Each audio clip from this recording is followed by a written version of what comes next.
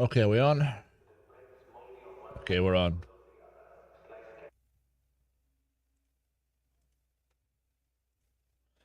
What am I gonna watch? I actually want to watch something. I really do. Because this stream's just like gonna be chill. This is just me powering the through things. Um, Trump just blocked. Okay. No, don't care. Don't care. What do we have here? Okay, fuck it. We'll do it raw, as they say. We'll do it quiet. Okay, play night raids.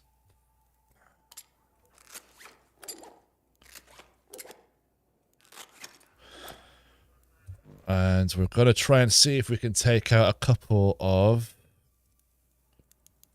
Rocketeers without me being killed like last time, which still annoys me to this day, but never mind. Actually, weapons mods. Do I have that now? I wonder. I kind of do have that now. Silencer. Do I have a silencer level 2? Yeah, it's there. What's missing? Wires? That's it? Oh, shit. Is this thing actually streaming? Am I actually live? I am live.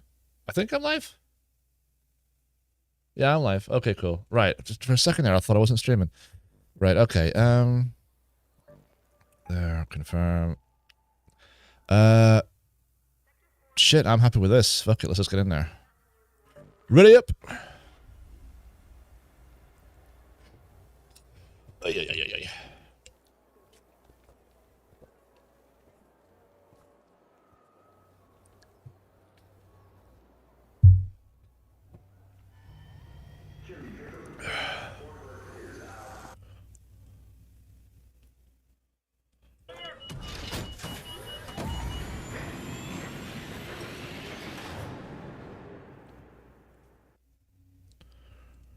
Let's play it. Screw it.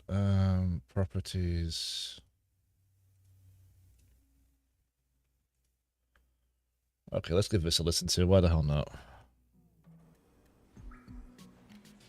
Okay, here we go.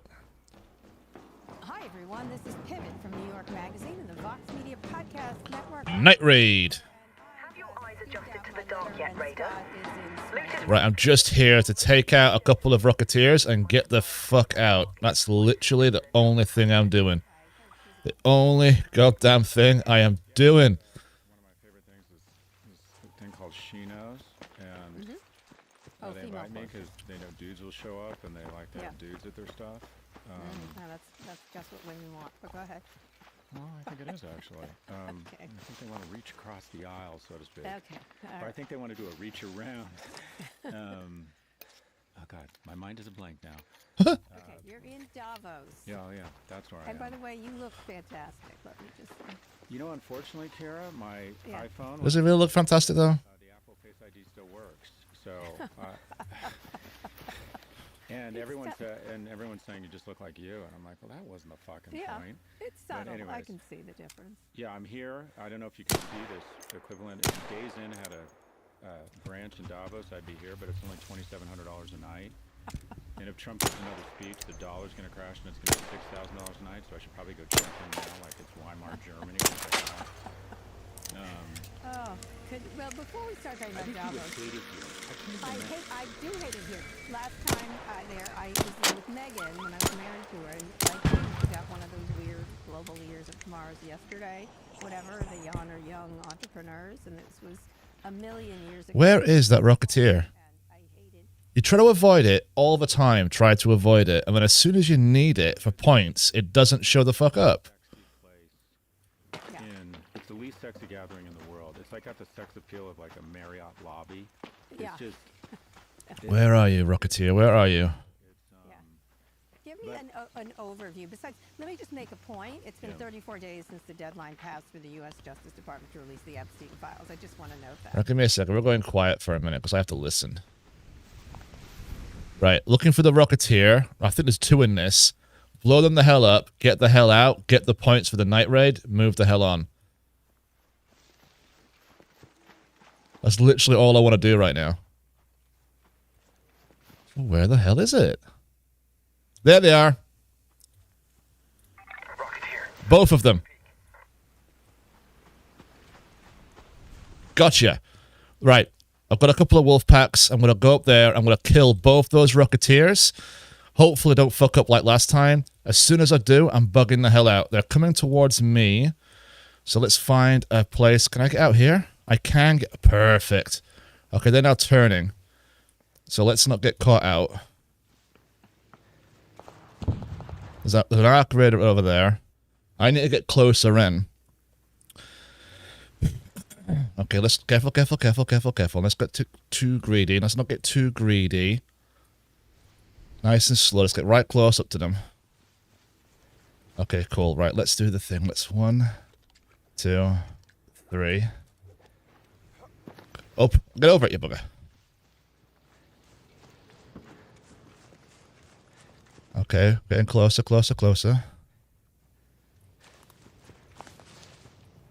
Bit closer. Ah! Right, fuck it. Now.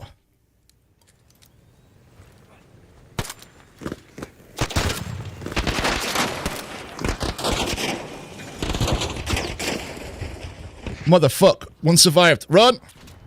Run, dog. Hide.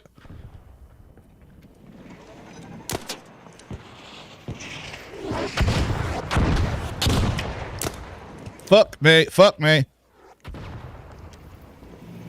Now is not the time to die! Oh, you absolute fuckweasel. Can I get over that? You're kidding me. I can't even get over that? Right, so newsflash to self. You can't... I can't get over... I can't climb that.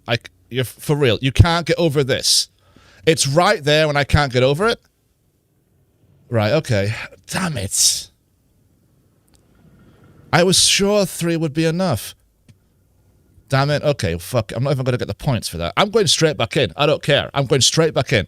I don't care if I die. I'm coming back and I'm taking out both of those fucking things. I want the points. Ah, there's a piece of metal. Okay. We'll be good. We're still good. I might hurt myself falling off of this. But calm. Let's be calm. Hey, bro, can you hold it for me?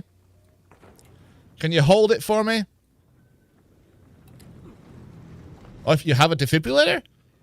Oh, dude, you are a... Thank you. My God, thank you. Oh, you know what? There are good people in this world after all. My bro, you have no idea how happy I am.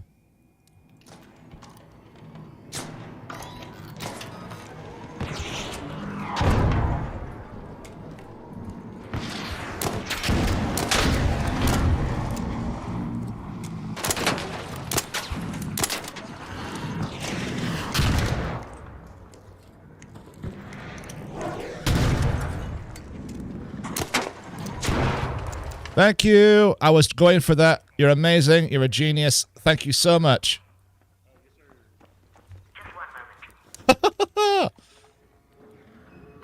Right. Should I be greedy? Yes, I'm going to be greedy. I'm going to try to get the points. Fuck it. You...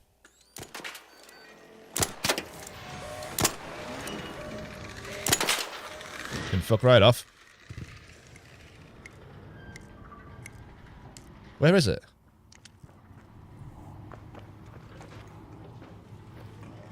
Motherfucker, there you are.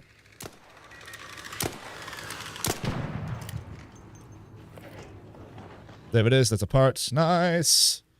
Right, let's not get murked like last time, so we're gonna be real fucking slow. Open it up. That's it, get close. Push the right button and get closer. There we go, search. Nice. You go there, you go there, you go there, you go there. Oh, I'm so happy that dude resurrected me. I was the best I was hoping for was getting out. But no, he was like, yo, bro, I'm here to help. Like a champ. Okay, fuck it, we're going. We are going, we're leaving. Let's get those points. I want to complete the task. Push the button. Can I check it on the thing? I can check it on the thing. Logbook. Oh, no, not quite there. Still got a bit to go. Not quite there. Okay, give me a second.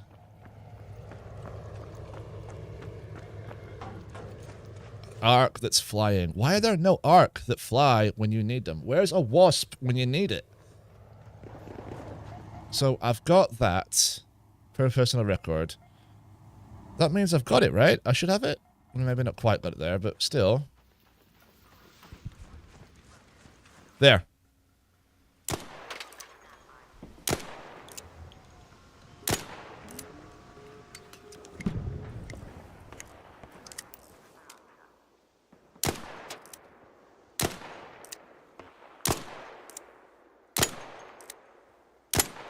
Stay still. You little fuck.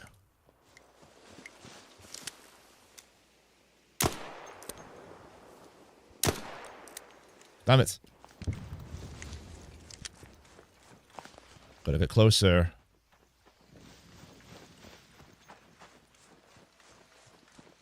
Where are you? There you are. Oh, we landed? Did I get the points for that one? I did it. I got it. Nice. I scored points from a goddamn distance. Check that out. Let's go.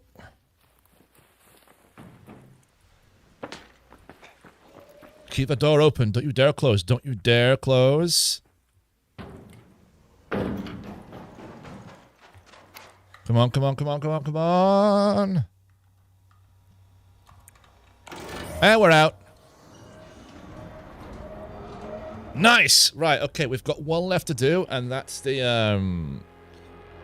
well, I can go into Speranza, not Speranza, we're talking about, fucking Mortis. What is it called? I know the name. Why is it not? Give me a sec. Got it. Nice. Damage flying arc. Personal best. Continue. Actually, no, I'll have to go back in again, thinking about it. Did I do all of that? Honest a bit of it. Trials. Flying arc. Oh, actually, no. We're there. No, we're not. We're not quite there yet. Okay, well, I can do that in here. So we're going into here now. I could finish off this and this. It's a night raid though, right? Ideally, I want to wait for a night raid. When is a night raid in there? 10 minutes.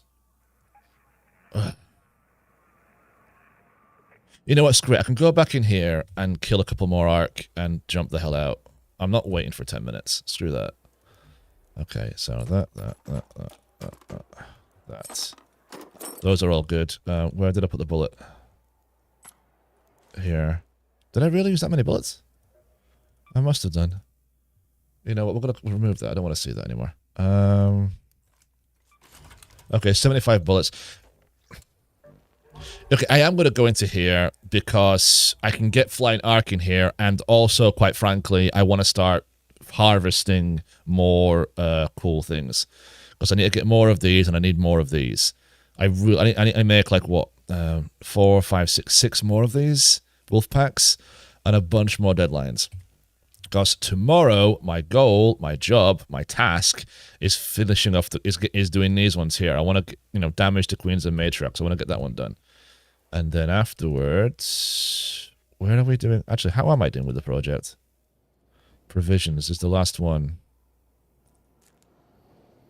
You know what? That's not bad. You get a pretty decent amount of chunk of change for seeds. I'm gonna have to do what? 100 grand more? Well, that's too many. That's a lot of seeds. Okay, yeah, forget it. Forget I said that. Raider Trials. I'm now position 2, but that's okay. And then after that, it's Wildcard, then Wildcard 2, Wildcard 3, then Daredevil. It's a way to go, but I have time. Hopefully I'll get both of them done within the month. Okay, let's do it. Still Montez. That's fine. That's fine. That's good. Let's charge that. That's okay. That's okay. This is all okay. We're good. Actually, no, wait. We're not okay. Workshop. No, not gunsmith. 2 more of these. Inventory. Quick use. Okay, I want 5. Okay, good. Now we're good. Okay, quick in here. Stock up on oil. Stock up on explosive compounds. Try and see if we can kill and harvest the Bastion, because I need some arc motion cores. Assuming that I can do that, I can then go back in again and start killing, whatchamacallem now? Exploding trash cans, shredders. I can start dealing with those, which is kind of my goal. And then that's basically going to be me for the next few hours, basically, just grinding that over and over and over and over again.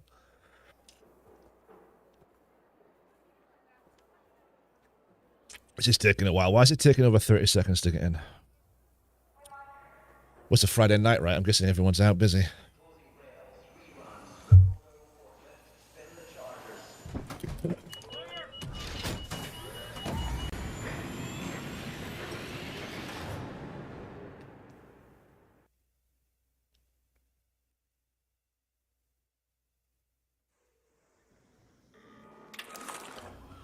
Okay, there we go. Where the hell am I? I'm near the workshops? Oh, I know where I am.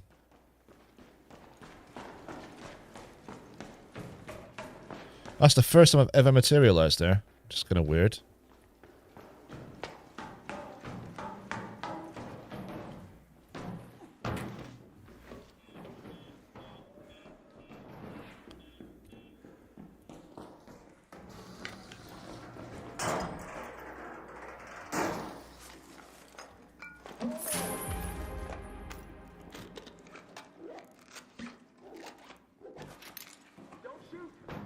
That's alright.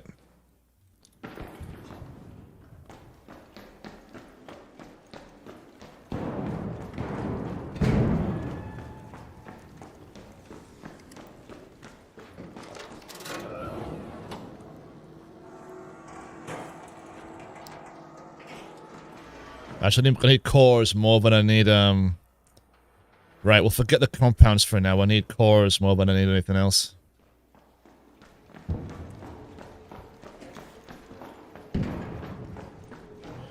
So we're going straight to the loading bay.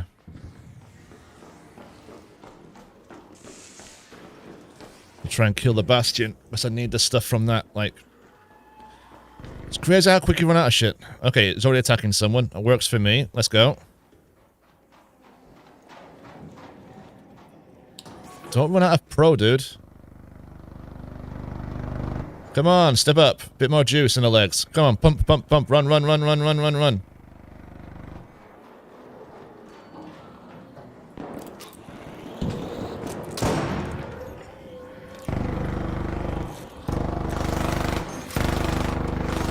You going for the Bastion?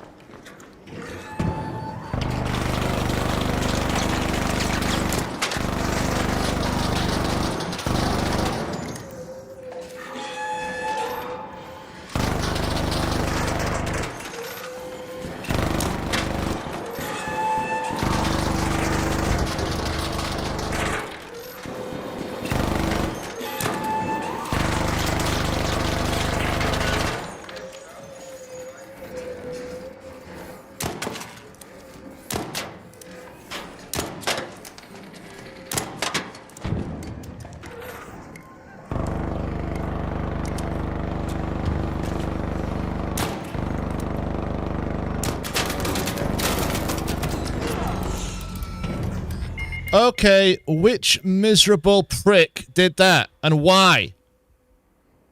Like, for real, I was going for the Bastion. Why the fuck were you firing at me?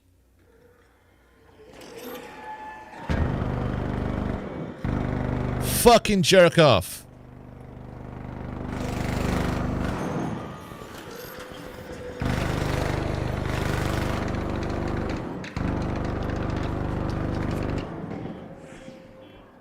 Ha! You're dead! Fuck you! I don't suppose you got a defib, do you?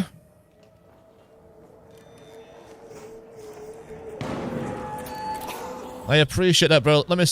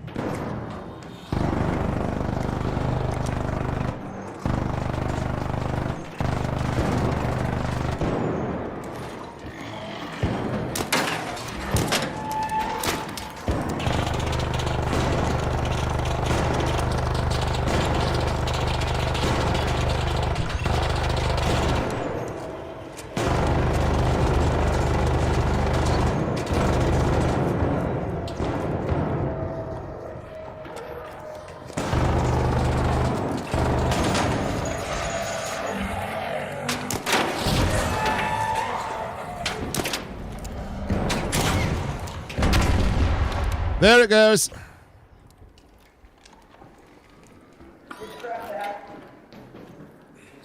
Who was the person who got me the defib, by the way? Where's the person who got me the defib? Was it you?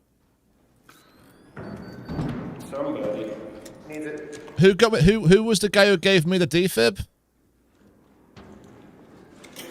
About a second, give them one back if they want.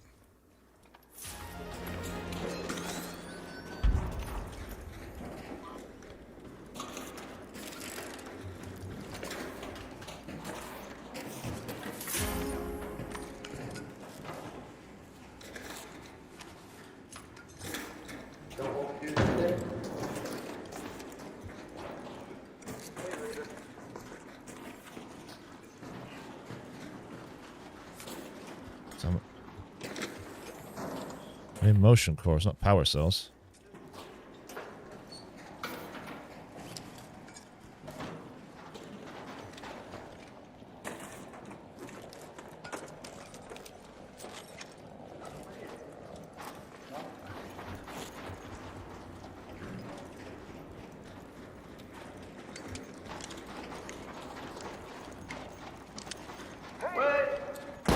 I'm about to say, I need to kill that thing to get the point, so...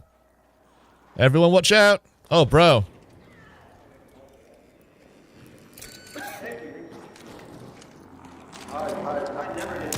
Oh, sorry.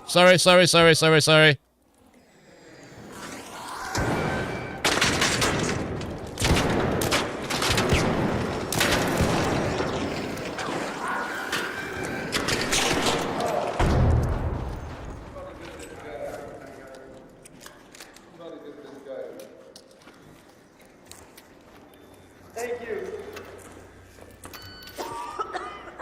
Thanks, bro. I never get along like this.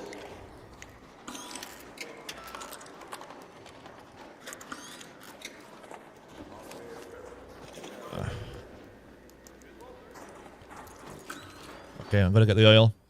Thanks, guys. Really appreciate the help. Alright, let's go get the oil, shall we?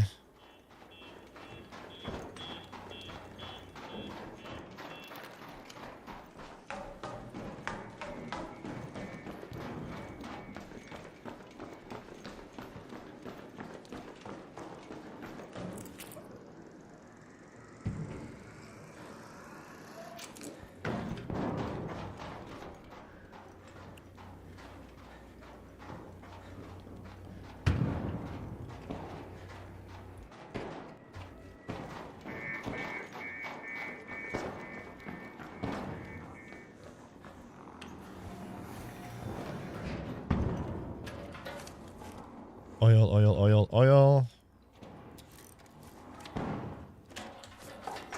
Oil.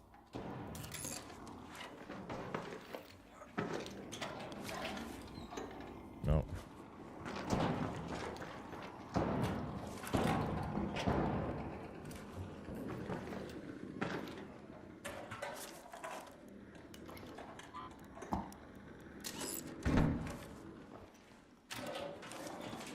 And more. Nope, no more oil there. Okay, cool. So what did we get? I didn't get any arc motion cores. That's really disappointing. But I got to get some oil.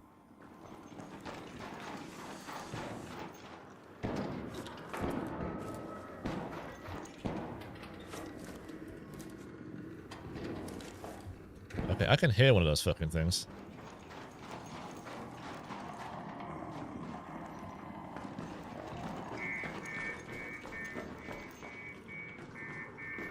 Where is it?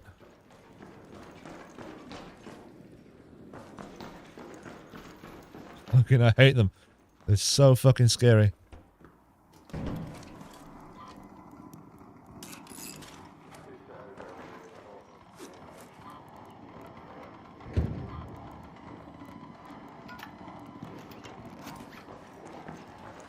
I think it's down there, no?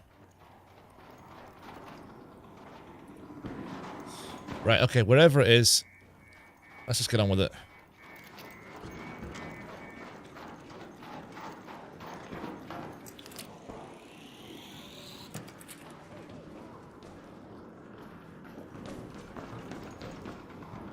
There it is. Okay, let's kill it, let's kill it, let's go, go, go, go, go, go, go, go, go.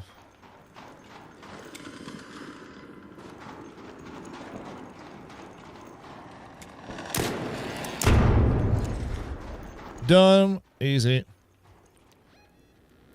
Let's head home at the loading bay metro. Alright, let's get out of here.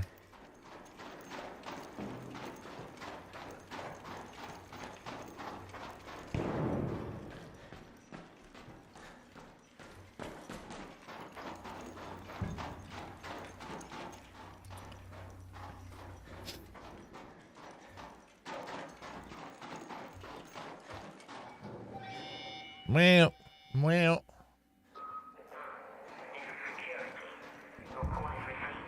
Oh my god. I got short of breath then, I'm not quite sure why.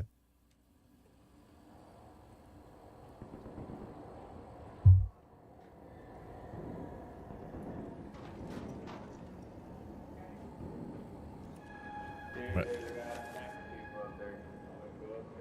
What's that, sorry?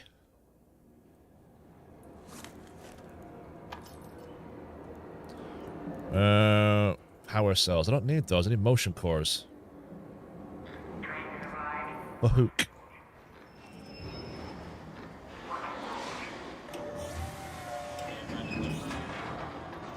Hey, if you're getting on, bro, get on. I'm leaving. I'm leaving like right now.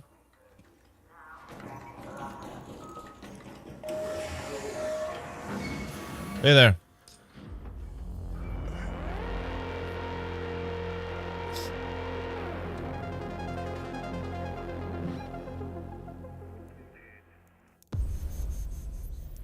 Nice. Continue. Oh, man.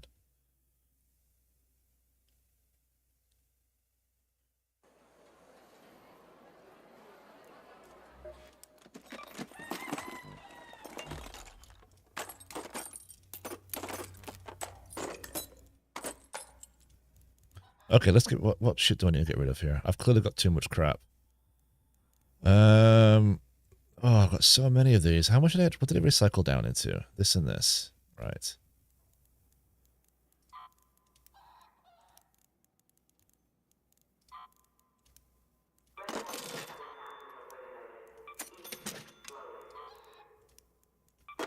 Alright, let's get rid of some of those. Sell that.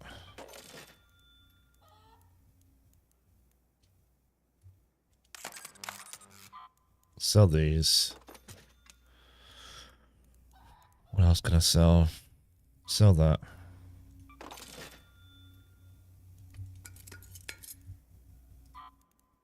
Recycle those. Sell those.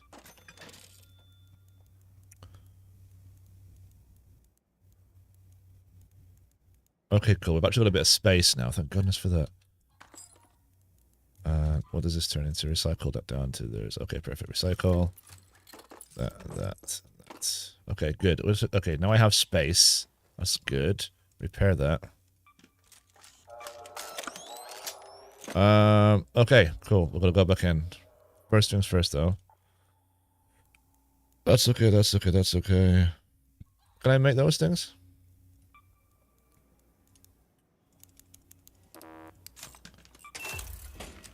But I've run low on motion cores. Right, so I need to kill a bunch of blooming... Alright, okay, I've got another choice then. Okay, we're in night mode. Nice. Okay, let's go. Oh, wait.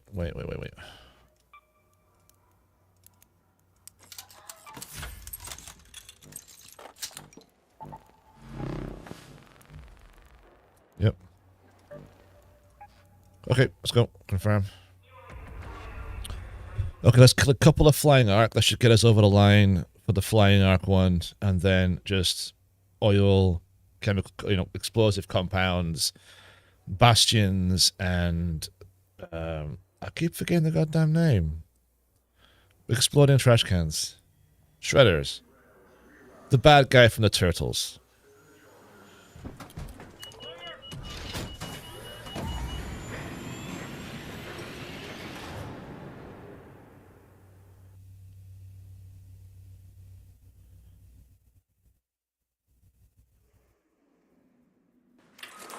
Okay, here we go.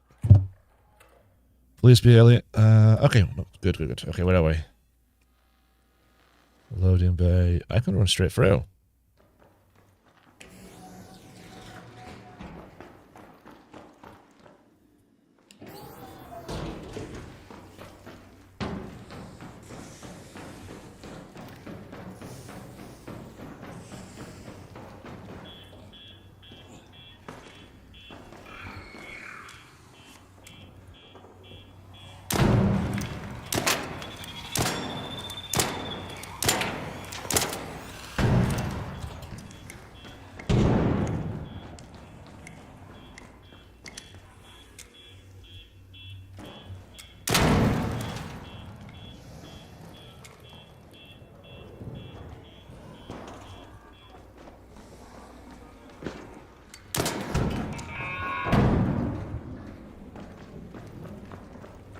Nice. Right, Bastion, here we go. Look. Am I going the right way? I am going the right way.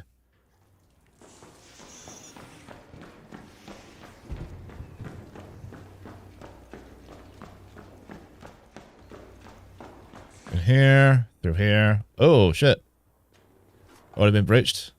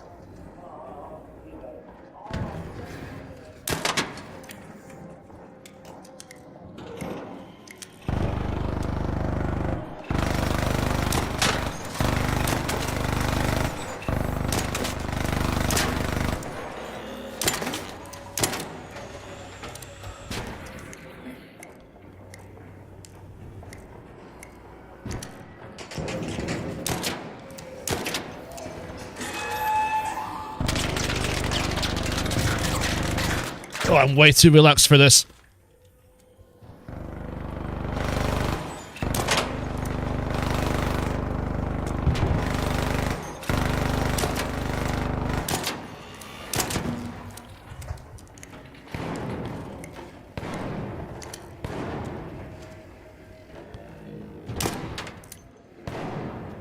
Where the hell is he?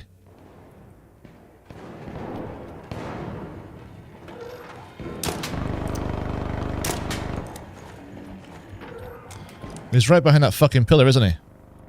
Of all the spots to be, dog.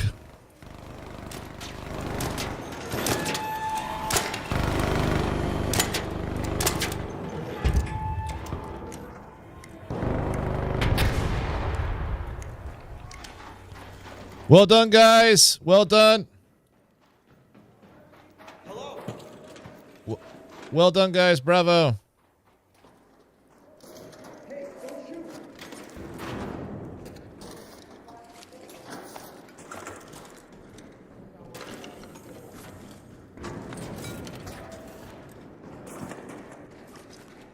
Motion cores are on the legs. Good to know.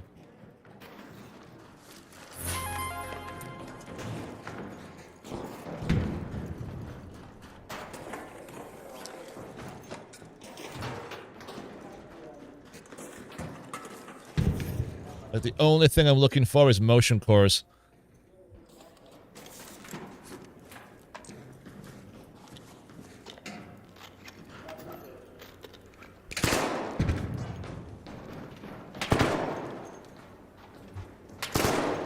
Oh, shit, thank you. Sorry. I didn't realize you were pointing at it. Thanks very much.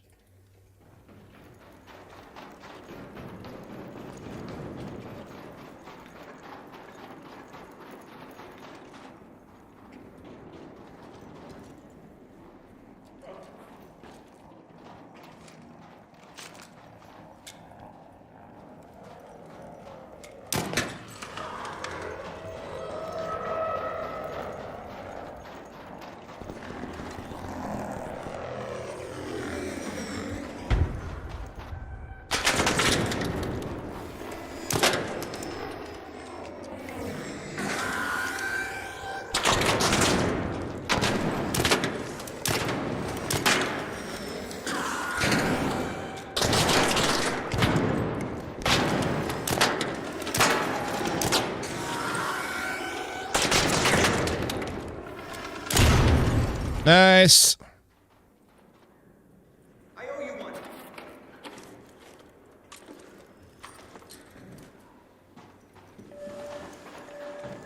Okay, let's get out.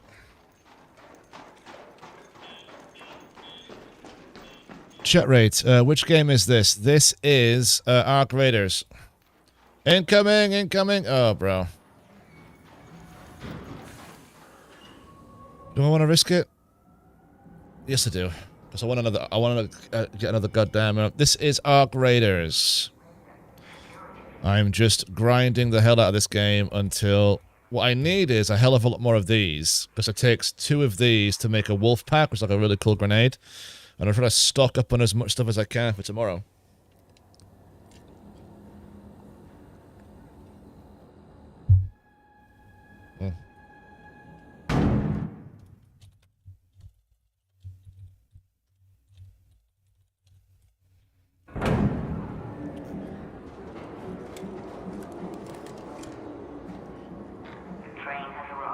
Train's arrived, thank you.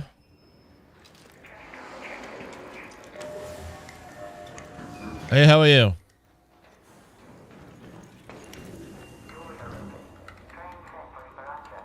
Speranza! No, I bet I can't, bro. I bet I can't.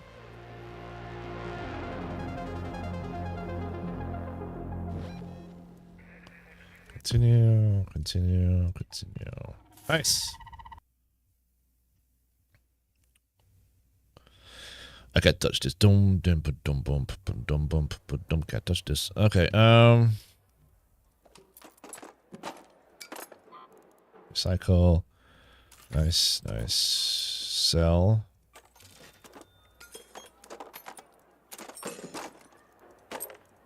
Okay. This claim back here. Oh, yeah, I didn't get any of that. Explosives. Ah, you know what I could do?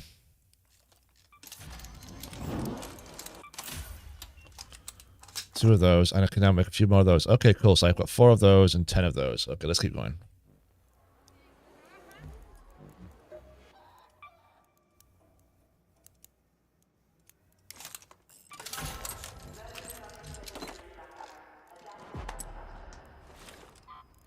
Repair.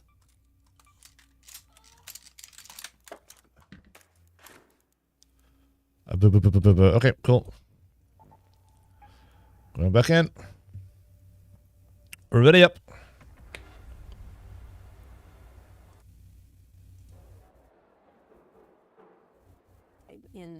place where they pretend things are normal. Okay, so first off, the last time I was here was 1999. I was here 26 years ago. I don't know if you noticed about me, but I peaked early. Similar time frame for me. But go Yeah, ahead. I was there 26 years ago. And the vibe then was, it was about the internet. America was about cooperation and consumerism. And sort of there was really optimism, like I want more. It was very consumery, if you will. And now I'd say the vibe is one, AI. Everything's AI. I was one of these guys running around trying to pitch my startup, Red Envelope, or my e-commerce incubator to everybody. Now, Where are we? pitching everyone on AI startups. And Let's the move to that American location. brand, which is meant to be the operating system here, I think, is really about coercion and chaos right now. And the vibe, And arrogance. Arrogance is what I'm it's even detecting. beyond arrogance. It's Right. it's just being rude for no real reason.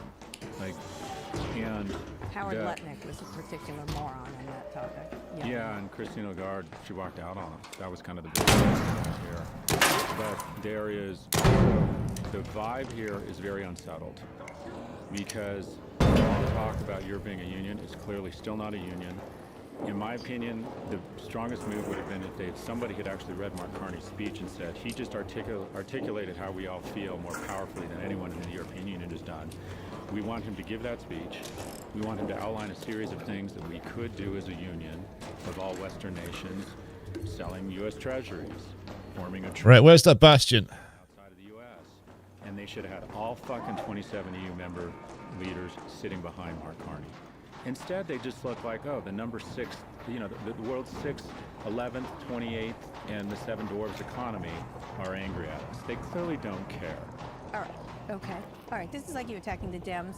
Explain what the Trump administration is doing there. Because let's talk about the bullies, not the bullied, for a second. What is the vibe from the left?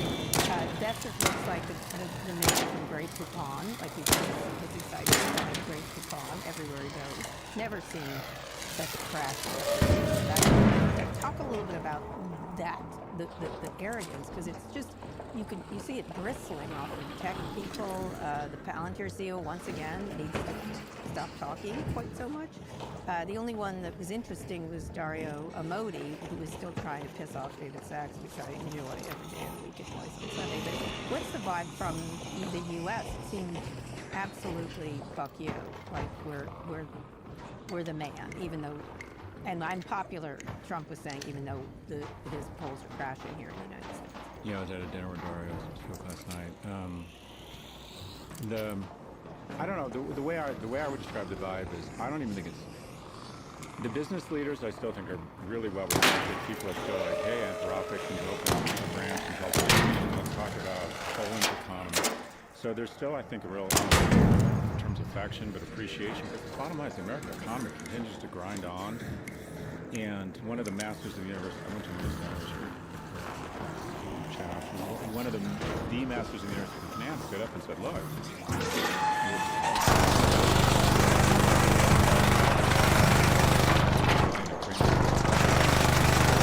and Anthropic started 5 years ago. It's actually gaining a lot of ground in enterprise too. But go ahead. Yeah, it is. And it's kind of the success story maybe outside of Gemini and AI, I would argue, in the last 12 months. So I feel like there's still a great deal of affection and want to work together. I would say that from the administration standpoint, their presence here isn't, I think arrogance is the wrong word. I like the definition of stupid. You help others and hurt yourself, you're an artist or a philanthropist. You help yourself while hurting others, you're a bandit. You help others while helping yourself, you're intelligent. The definition of stupid. Come on, give me a good angle for goodness sake. It is for the U.S. to own Iceland when you meet the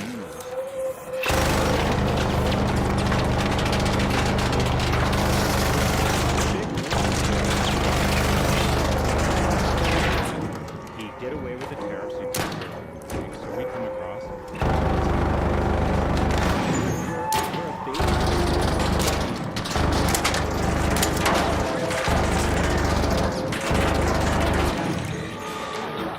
At you. But was it worth it? Was it worth it? So I'm name dropping. I said no. And then Larry Fink Fuck me. asked me to I can't see shit. was very nice to me and said, "Please do an interview." This thing's getting wise. You know, Elon Musk felt left out. He's flying in.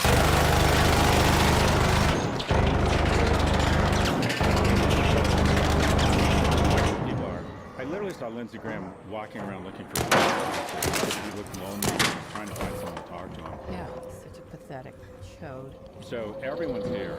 He's a chud, not a chode. And by the way, you want to hear serious vibes, Juju, serious Mojo, serious Riz. Fucking Governor Newsom is walking around like he is the next president. And guess what? Everyone believes him.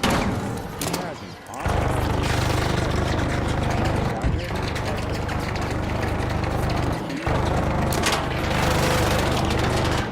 I walked down. I had one of those. This was a nice moment. Like everyone else. I walked down into Congress Hall, and there was a crowd of people around this guy. And no matter how big the crowd is, you see him like he's fucking Rihanna standing on Arnold Schwarzenegger's shoulders. He just, it's like God. It's like he's the chosen one. Yeah. And then he stops and comes over and catches my and he hugs me. I feel like one time this guy, the coolest guy in my junior high school, Andy Lauer, who I think we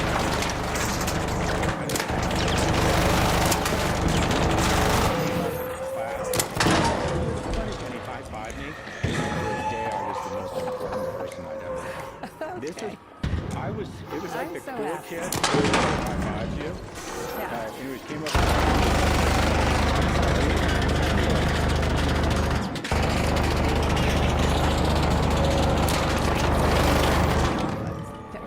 I'm just texting him. You can't see shit.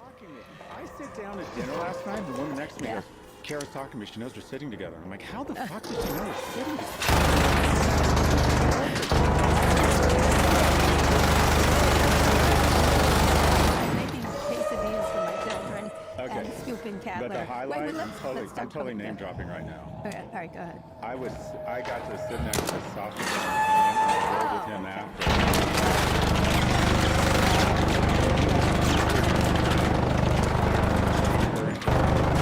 There's no way that guy was dressed in office. He looks like he's a world leader and now he looks like Now he's a you're boy band. happy. You're swanning. Oh my Anyways, God. I'm totally swanning. Swanning. Let's go. Let's talk about And specifics. hold on, but Sasha goes, I'm going to this morning thing, you should come. And he goes, 16 bullets left. I'm not going to be able to take it out.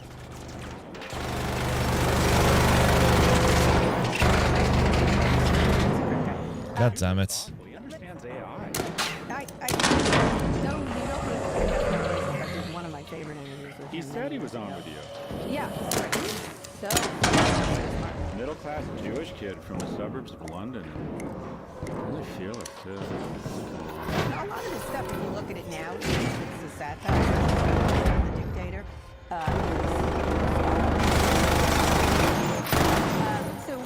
So people know a couple of things from the headlines. Donald Trump's backing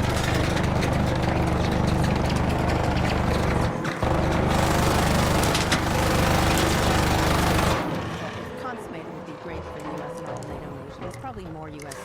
bases. We could have done it before.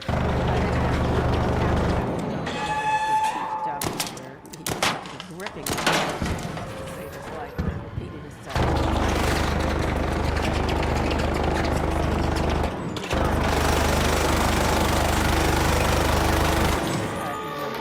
I did not think so, but let's listen very quickly to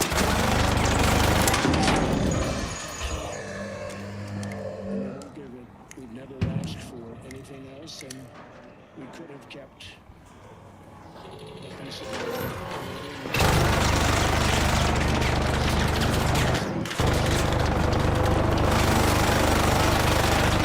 We'll say no, and we will remember.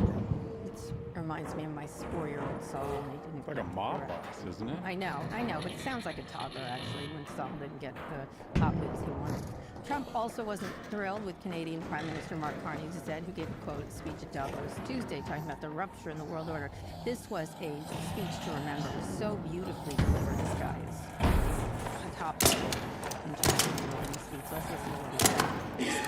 Recognition of what's happening and the determination to act. We understand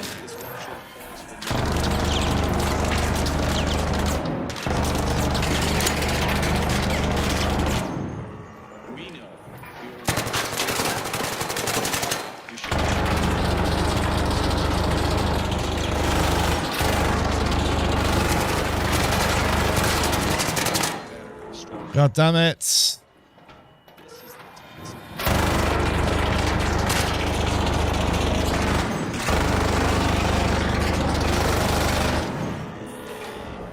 Smart.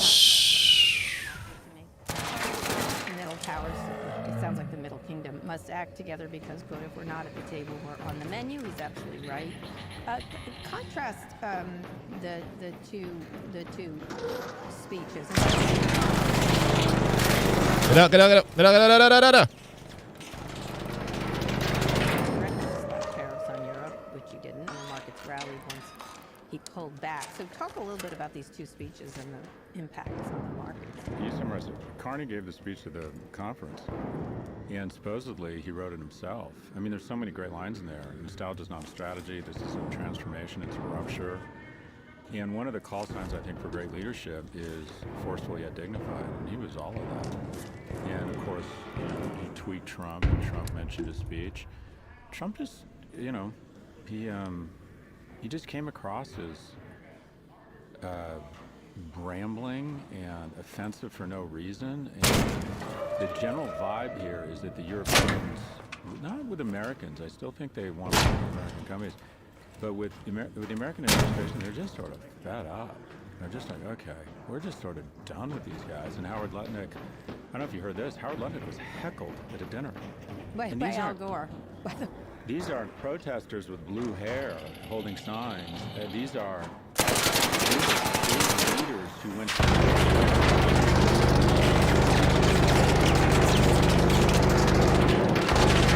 I have no ammo left. How am I supposed to kill this thing? It's not worked, and we've been taking advantage of it. It's like, okay, boss, we sell in the highest margin products in the world to these trading partners. They sell in... We have grown our economy faster. Oh, this is so annoying. In the world, with maybe exception of China over the last 20 or 30 years. But come again, why has globalization been bad for us? I'll go back for it. Cross as an ass. He's a moron. He never was a high-level person on Wall Street like a Bassett. Bassett wasn't the highest level, but he certainly was up there. But they both come off as morons. Just morons. And that's the word I think of every time he opens his mouth. And, he's such a thirsty fuck. That's really where it goes. Anyway, so when are you coming back? How long are you going? I was supposed to come home tomorrow. I'm going to come out tonight. I'm going to peace out. This feels like Vegas for me in the sense that it was great for 2 days, and now I just can't wait to get out of here. Yeah, you look like that at the beginning. I like your I love Yeah, I just, I'm not raising money. I'm not running for office. So why am I here? Why am I here? Why are you there? And, Why aren't you? well, you know why? either Because with Larry me? Fink called me and said, I want you to come. So you come. And Yeah. I mean, I met with the president of NYU today, the chancellor of Berkeley. I have a lot of friends here. It's nice, but I'd rather be at home doing podcasts and hanging out with my boys. And I'm finally getting to the point where it's like, okay, where am I? I'm really trying to be more You know what? purposeful. It's good that you went, so you understand that. This is like going to the island of donkeys that Pinocchio went to. Now you know. Now you know. That's not the Now you island know. I thought you were going to reference, but I'll stick with it. And by the way, again, it's been a month since they were supposed to release the Epstein files, and we're going to keep a ticker on that one. Violating the law. What is your perception of it as an outsider? Sometimes it's hard to read the label from inside of the bottle. Honestly, there's all manner of nonsense going on, and really violent nonsense, mostly perpetrated by largely the government. Going into houses whenever they feel like it. There was one photo that I actually was with my mom last night, and I put on CNN because I happened to be on CNN talking about Daria. It's the guy in the bathrobe. Yes, the guy, not the bathrobe. No, yes, that too. But there was like 10 ICE officers in front of a small house, looked like a very lovely house. There were no criminals inside. Each of them with an AK-47, like mushed up near the front of the door. And my mom was like, "What are they doing?" And I was like, "Oh, there's one possible illegal immigrant in there." And she goes, "Why do they need 10 guns?" I'm like, "That's an excellent question, Lucky." So I think, I think you're seeing a lot of visuals like that, a lot of gas being put out. And then that tiny Bovino, the guy who's running it there, who is, there was the threat of all.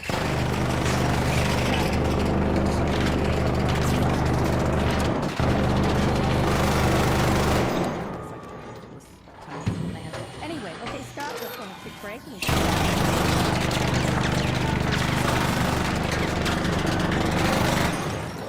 Support for the show comes from ShipStation. Growth is good, but it also brings new business challenges. For example, it can get tougher and tougher to fulfill orders. That is, unless you have ShipStation by your side. ShipStation's intelligence-driven platform brings everything you need to get orders to customers in one place. That includes order management, rate shopping, inventory and returns, warehouse systems, and comprehensive analytics. And that means that instead of 5 to 7 disconnected tools, you've got one. ShipStation says they can save customers 15 hours per week on fulfillment. And they also do the legwork of comparing rates across all major global carriers, finding you the best shipping options on every order. If you already have negotiated carrier rates, just bring them over. So you can keep your discounts while adding ShipStation's automation and intelligence to make these even smoother. 1 million businesses have trusted ShipStation. You can join them and try ShipStation for free for 60 days.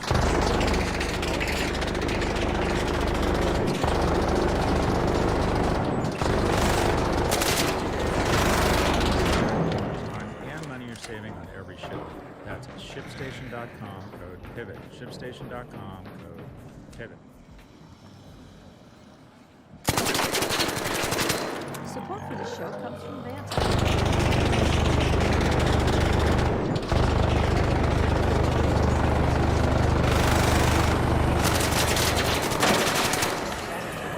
That's where Vanta comes in. Think of Vanta as your always-on AI-powered security expert who scales with you. Vanta automates compliance, continuously monitors performance, and gives you a single source of truth.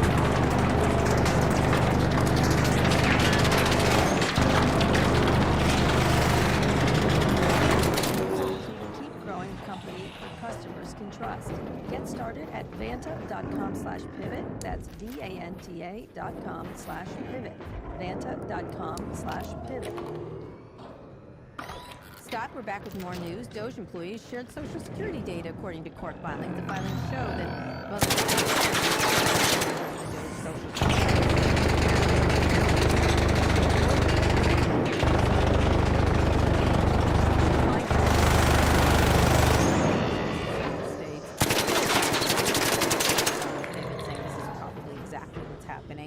very dangerous. This data is being shared. Who knows what else? And I think at some point we will find out exactly what was taken and misused. And speaking of Doge, Elon has dropped $10 million in support of pro-Trump Republican Kentucky Senate candidate, old person Mitch McConnell. He's trying to do this. He tried to do it in Wisconsin. Okay, fuck all ammo left. So I don't really think about the Doge thing. I think it's just. I'm out of ammo. In terms of Doge, like you called this, you don't give your. I'm much more promiscuous with my data than you. You said I would never give them my data, but unfortunately, the Social Security agency, you have to give your data. I mean, the government knows your HIV stuff. The government knows how much money you have, what you do with your money, who you send it to. They have kind of access to pretty much everything. Unique data that they need for these LLMs, but. And I actually believe in the government's right to collect data. But I think you have to match that with really stringent laws. And if you're going to violate that privacy, it has to be under threat of domestic terrorism or something. Well, they had no accountability. Well, yeah, nothing's going to happen, right? So I don't think so. I don't believe that. I think if there's going to be a forensics on this later, and we're going to understand it. That's not fully, but what they did here. And I do know of tech people taking account of what happened in cryptocurrency, what's happening here. And at some point, there will be a reckoning. Do you think people will be punished for this? I don't know. I don't think Elon Musk will necessarily be, unless there's signs of, take the stuff in the hands. I mean, but he's just barely on Tesla.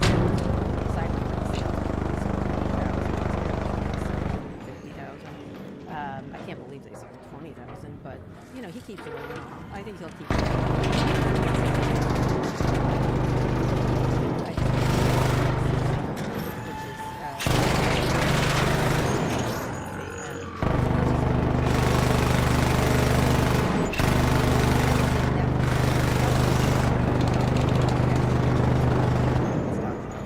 The latest agreement reduces the amount of debt put on Warner spin-off Discovery Global by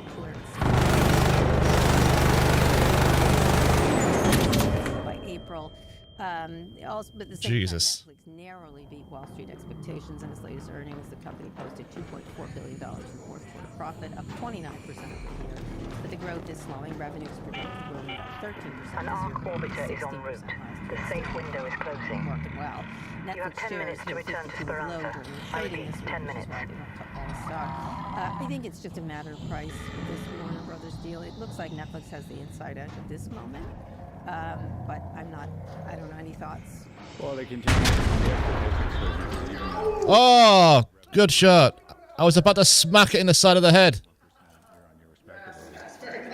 the stock's been down, and third, I literally wasted so much ammunition on that thing. there are a few takeaways from the year. The content spend ratio is almost less than it's ever been, which is good for shareholders. You have noted that. Well, in 2015, For real, I was sneaking up on it and I thought, fuck it, we're doing this. a 55% decrease, which says, all right, we're going to dominate the market. We're going to take it Yeah, that was me. That's what I was saying. then we're going to aggregate an unprecedented number of paid subscribers, and we're going to let revenue continue to grow and hold our spending flat. It's a great strategy. Some people would argue it's predatory pricing.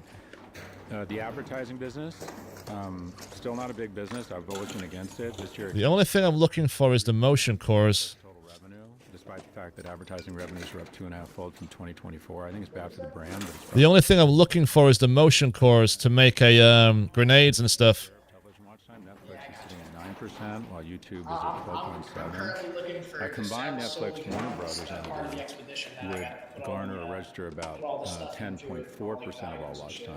So it's still under. Yeah, I'm on the last part of the exhibition, so I'm just stuffing it with provisions. Just like HBO watch time is very impactful in culture. Like it just, watching Keeping Up with the Kardashians, no one's going to be at the Academy Awards from that. Anyways, but those two, they're kind of Genghis and Khan, and then the Seven Dwarfs. They're Careful, careful, careful. There's a shredder behind you. Watch it, watch it, watch it, watch it, watch it. the number 3, Disney Plus, is actually 4.7. Yeah. So, and I've said this, I like Ted Sarandos a lot. I'm not a huge fan of neutral on the Ellisons. I don't know. I'm a huge fan of Ted.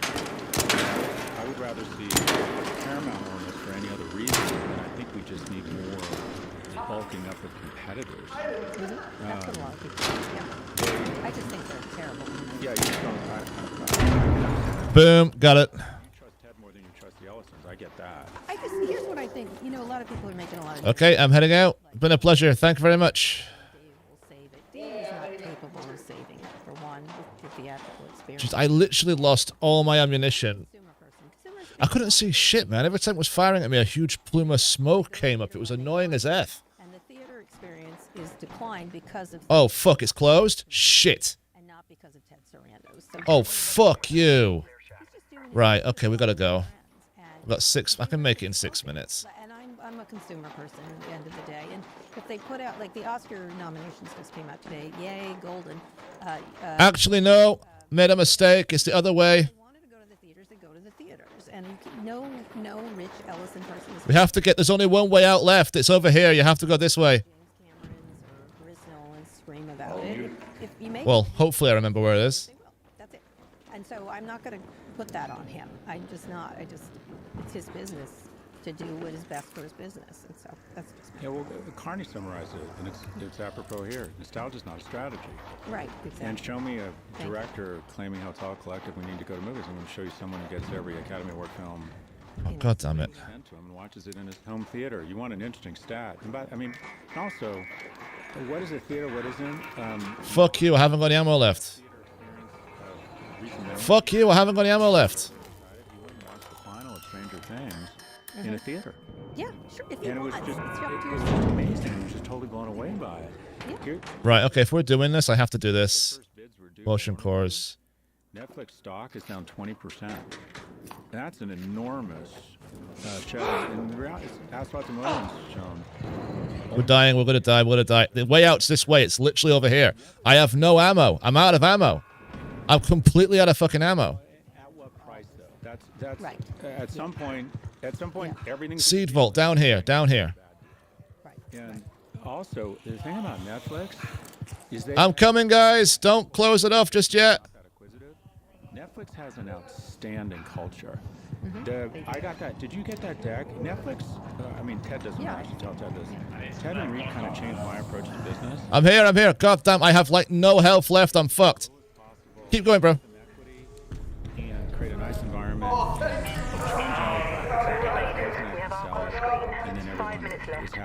That was the closest it's ever been for me. I have like no life left. No ammunition, no nothing. Some of that was out of necessity because a lot of these companies are bootstrapped. Netflix had, that document they made about their culture. Yeah. And a key component of their culture Jeez. is that we want exceptionally well compensated employees. But now it's totally switched my mind around compensation. I mean, granted, I'm in a different position now and I can monetize other things, but I try to pay people between 30 and 50% more than market. And what I find is, well, one, if you have the money, it's a good thing to do and stop bitching about income inequality and live up to it. And two, it's like such a luxury because Oh, God, that was close. do really well. I won't say overcompensate. You have no churn. And it just is so much. Okay, 14, so I need more. Friday, and I'm hexing myself and saying, oh, I'm giving my 2 weeks notice. Oh, fuck. Anyway. Expect that call on Friday from me. Okay. Really? I'll be fine. No, You're I'm going not to leaving. Semaphore? No, I'm not. Yeah. You're going to as Stino's Media? You're going to No way. Stino's? No, it's interesting what'll happen here. I think what it'll be is how much is that stub is worth, that extra part, and comparing them. And it'll come down to money, as we've said again and again and again. I do think Netflix is the superior buyer, largely because I think Paramount has to buy something. That is absolutely true. And if they were better owners, I might be more amenable to it. But I find what they're doing over at CBS, even though it's a small little thing, it is... I never have any space in here, ever. Even though small decisions are bad, so I don't expect good decisions from them. That's the last thing in media. The FCC says daytime and nighttime talk shows aren't automatically exempt from the political equal time rule anymore. That means if they host a candidate, they may have to offer equal airtime to opposing candidates. Talk shows have previously qualified for an exemption to the rule for like ever. It's clearly aimed at late night hosts like Colbert and Kimmel. Maybe Jon Stewart, although Jon Stewart has more different people on. But this is ridiculous. This is Brandon Carr, that thirsty chode, doing it again. I mean, it's the same thing. He failed last time by threatening them, and this is a threat, I suppose. Whatever. Yeah, I actually like this law, but this is an abuse of it. Yeah. I think it's a good law. I need a medium weapon. One party doesn't weaponize the media, but this is just an abuse of it. And I think where it'll come back to haunt them and why this will go nowhere is someone's going to say, well, what about AM talk radio, which is dominated by Republicans? Correct. That is right. Yeah. And what is TV and what is radio when now radio and podcasts are now TV shows because they're lower means production. So I don't think this is going to hold the test of any sort of legal test that their buddies over at News 4 or Sirius Radio or whoever it is are going to want. Okay, you set the precedent. We're all Bring over the lesbian Carol Swisher over to Newsmax. Whatever. Right, okay, that must have cleared some space. A ton of space. Well, not a ton. 5. But yeah, it's ridiculous. It's aimed at Colbert and Kimmel, and they'll just have Marjorie Taylor Greene on. Fine, Brandon, you piece of shit. Anyway, How do you really feel? let's go on a quick break. When we come back, we'll talk about the latest in Minnesota. By the way, Brandon Carr, I'm going to be following you after you're out of office, just so you know. I'll be watching you. Oh, shit. Support for today's show comes from SelectQuote. Time for some life talk, specifically life insurance. If you have a policy right now, do you know how much you're paying for it and for how much you're being covered? Odds are you pay too much for too little. And sure, it's not the easiest conversation to have. Frankly, it's scary to think about, but it's simple to get right thanks to SelectQuote. For over 40 years, SelectQuote has been one of the most trusted brokers in insurance, helping more than 2 million Americans secure over $700 billion in coverage. Their mission is simple. Okay, cool. Finding the right insurance policy. I got absolutely... That was probably the closest I've ever been No problem. to just being flat out screwed in that game. Up to $2 million without needing to visit your doctor. When you work with SelectQuote, a licensed insurance agent will call you right away with a Okay, what else we got here? and your budget. Get the right life insurance for you for less and Right, okay, what do I have then? I have enough to make... I've got 14, so I can make 7 more. So let's try stock that up some more, shall we? to get started. That's selectquote.com/pivot. Oh.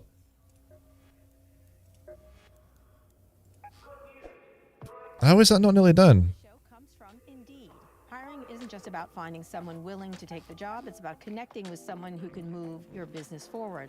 For that, check out Confirm. Indeed Okay. Sponsored Jobs. Indeed Sponsored Jobs boosts your job post for quality candidates so you can reach people that can help your business thrive. People are finding quality hires on Indeed right now as we speak. In the minute I've been talking. Mark Carney probably just had the biggest week of his premiership since becoming Prime Minister of Canada last April. To help break down the political fallout, twists and turns of it all, I'm joined by Sean Spear, my co-founder. He's always Richard. Great. Well, let's break down this consequential week from the perspective of Prime Minister Mark Carney. A speech in Davos, lauded not only in the Swiss Alps, but here in Canada. It's featured in the New York Times today, word by word by word. We'll get into that in a moment. Sean, this Prime Minister is running pretty hot. Yeah, I think that's right. Since he first emerged as a successor to Justin Trudeau, he's counted that's the threat of risk and precarity to accentuate his strengths as a political leader. And a world in which we're talking about instability around the world, Donald Trump threatening the economy and security of Canada, say nothing of other parts of advantages Carney. This is a bad idea. Shit! Yeah, he's certainly got some mojo, and I think it'd be interesting, just for it's fun, let's speculate. There was an election held when Parliament resumes next week. It's not going to happen. We're not going to have an election yet, but let's say there was one. I think, Sean, he could command a significant majority right now if he went to the polls. I think that's right. Polling tells us that as we've been talking about now for some time, the election environment is kind of bifurcated. Some people are concerned about global instability and what it means for Canada. Others are concerned about pocketbook issues, and our politics toggles on which group is larger, which issue is more salient. It's basically the asset-owning class versus the non-asset-owning class. If you're the asset-owning class, you want to protect those assets. Those assets have done really well over the last 12 months. If you're not in the asset-owning class, affordability, I can't buy a home, groceries are too expensive. I can't even participate in the asset inflation that's going around because I don't have any savings left over to buy any assets. Exactly. David Coletto from Abacus Data had a poll this week that showed the Conservatives continue to beat the Liberals among those under 45. And the Liberals have a commanding lead over 45, which is another way to tell the story you just told. But the point is that if you understand our politics through that lens, Donald Trump That was really a bad, rough-ass start. and Mark Carney seized on it at Davos this week to raise the salience of global insecurity. Hey there, how are you? I think created the conditions for real political advantage. Yeah. Let's return to the speech. The key word that is featured in every poll quote is rupture. Mark Carney's argument is that this is not episodic. It's not because of Donald Trump. He may be the prime mover, but the world as we knew it, the post-war Okay, let's try to find that shredder. Oh, what's this? we're in a world of Portable TV. A portable TV? spheres of influence, and I think what connected with the Davos argument and crowd was this idea of middle powers, the return of nations like Canada to the world stage who aren't great powers, they're not small powers, but they can combine together and they Oh, what's that, sorry? can amplify. Yeah, I need to get the points to get up the trials, but I locked the door behind me when I came down, so there's nowhere to hide up there. So it's like risky as F, basically. If you want to go up there, there's like no real way out. Unless you're fast. The creation of NATO under Cyril Laurent. These are some of the I'm curious, actually. moments in 20th century Canadian international history. I wonder your thoughts, though, Sean, There it is. just how accurate a diagnosis is this? Is this As long as you can hide behind it, you're usually fine, right? the world changed forever? Oh yeah. I have a feeling, and we can get into it, it might be a little more episodic. It might be a Okay, you ready? more specific development. More specific.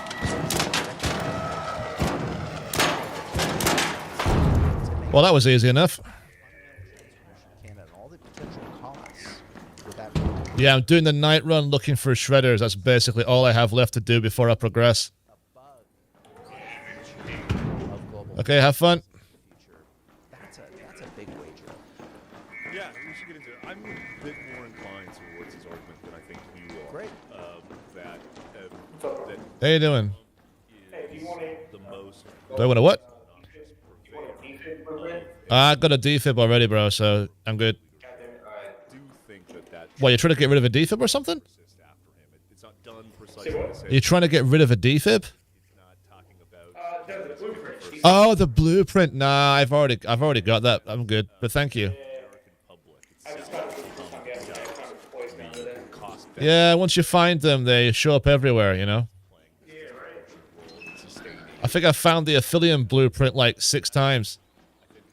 I found that earlier too. It's my first time. Yeah. You look for it, you're desperate, and then once you found it, you keep finding it. The flaw in his analysis, and this is something I'm trying to get the hell out of here. I don't know how to get downstairs. me.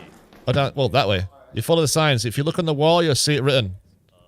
It's nice, if you can read English, the signs on the wall help a lot. Sustain the benefits of the international open exchange, security collaboration, all the rest. Fucker. Okay, speaking of defib, do you have a defib? Yeah, it could look like bubblegum and shoestrings. Well, I'm dead. So, yeah. Arms races between the great powers. We've seen episodes. I swear to God, there was a bag somewhere. that the stability. Fuck, where were we because from?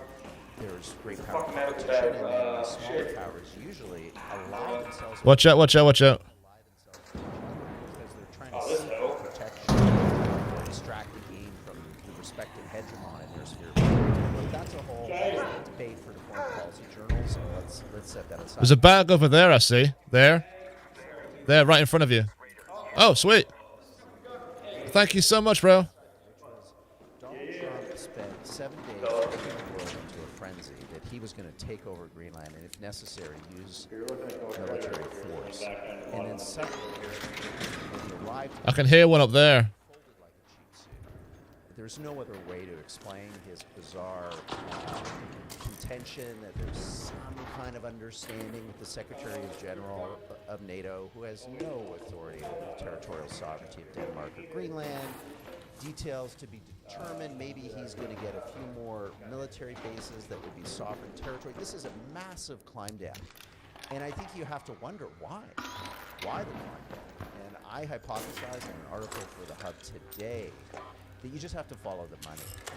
Look at what bond markets did over the course of the week. American borrowing costs shot up. My suspicion is that Scott Bessent went over before Donald Trump, and he arrived and was pulled aside by more than a few European leaders and or major financial institutions in Europe and said, if you guys continue with this, we're going to stop buying your bonds. America is running $1 trillion in debt issuance in the next 100 days. They are behind the proverbial 8-ball in terms of now serial deficits running 5 to 6% of GDP year after year. They are exposed, and Europe, for once, finally took advantage of that pain point, and I think taught the Americans an object lesson that if you have a heavily financialized, heavily indebted economy, you don't get to strut around the world like this. It's true. And intimidating us because you need purchasers of your bonds. And why do I mention all this, Sean? Because it seems to stale date a little bit the Prime Minister's remarks about a fundamental rupture, about the extent to which the Americans are not invulnerable. They have real points of weakness that force them, pull them into, in this case, a humiliating climb down and compromise. Those pain points are not going to go away, regardless of who the next president. God damn, completely read it. Fuck me. Gavin Newsom becomes. In other words, a weaker America is not always an isolated America. A weaker America may actually have to work more with allies. Be more sensitive to Canada, because Canada too, Sean, if it wanted to, could cause a lot of pain. to this president, to the American economy, to the American stock market and the bond market that the president and Scott Bessent clearly care a lot about. So I'm just not so sure that the Prime Minister's formulation here of an America that is fundamentally both powerful and threatening, I'm not so sure that is the case, but then also based on its powerfulness and its threat to us, we effectively have to have this major reworking of international relations, this major reworking of our domestic economy, how it's structured, what its purposes are, the role of government in that economy. Nah, nothing there. Okay, fuck it. I don't know if that diagnosis is accurate to Okay, I'm getting out of here. what America is today and the extent to which, whether they like it or not, their relative growing weakness vis-a-vis China and the rest of the world Head home at the means that lobby they metro. have to have allies too. Financial allies, military allies, diplomatic allies. They may not have the optionality to go it alone, to always be America first. These are big thoughts, big ideas, but I think they're worth a debate and worth a conversation because we are about to, Mark Carney's correct, we're about to make a really significant bet here on this theory of rupture, on a theory of decoupling with the United States. That's going to have real consequences for Canada, and I Hey, yo, yo, yo. a lot of our decision-making now based on a theory that I'm sure has all the proof points lined up to justify it. Yeah, Okay, I'm calling it. Get on. set out, it's compelling, and I'm encouraging listeners to read your articles. That in a world where checks and balances are weaker than something else we call that financial markets are stepping in, jobs in Congress, civil society, and possibly the U.S. judiciary are not able or willing to do. But I would put a proof point on the table in favor of evidence of American retreat, and that is the withdrawal from the World Health Organization, which happened today.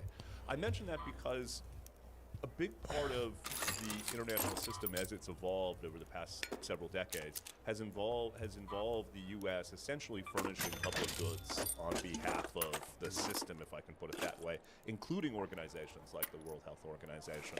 And so if America retreats from sustaining those bodies, sustaining that architecture, as Prime Minister Carney would no doubt put it, the world will necessarily change.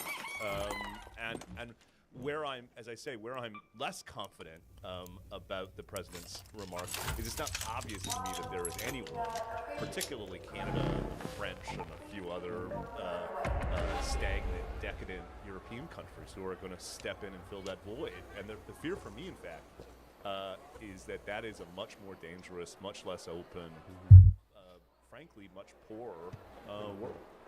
Agreed. I think again that I do have a tendency to see this as episodic. This is a radical presidency and a radical person in the White House who is moving things in ways that are chaotic and unpredictable and completely contrary to America's interests. How would you not? The World Health Organization may have problems like any other organization, but we just had a global pandemic within the last 5 years.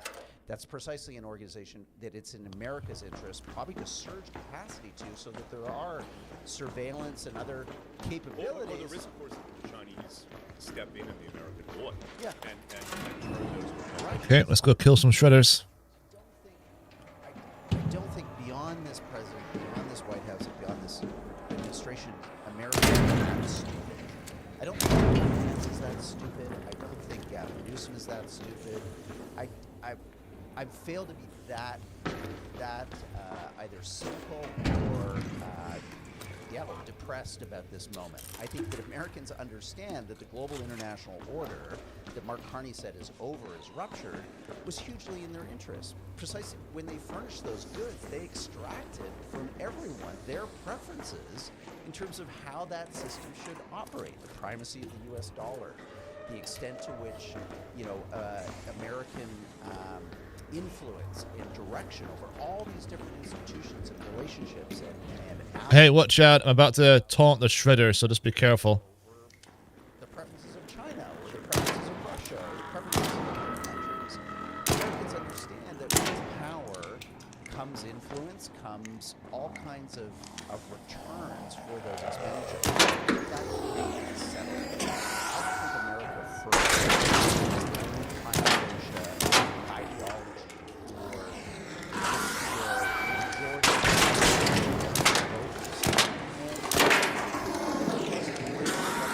Republican Party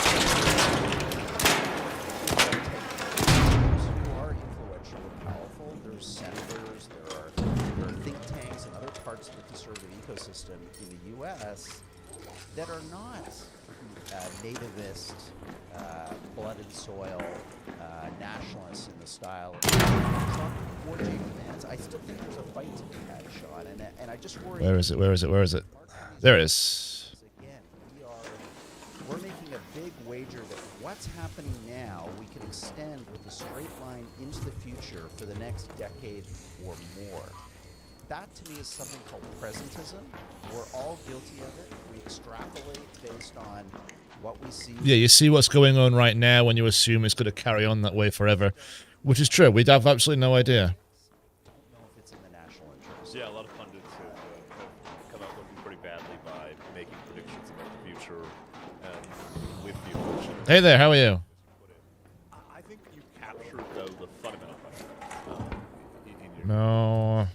It seems self-evident to us, and I suspect most of our listeners and viewers, that the past half-century or 75 years of geopolitics and international economics has been good for the United States. That it hasn't furnished these public goods. Come on, come on, come on.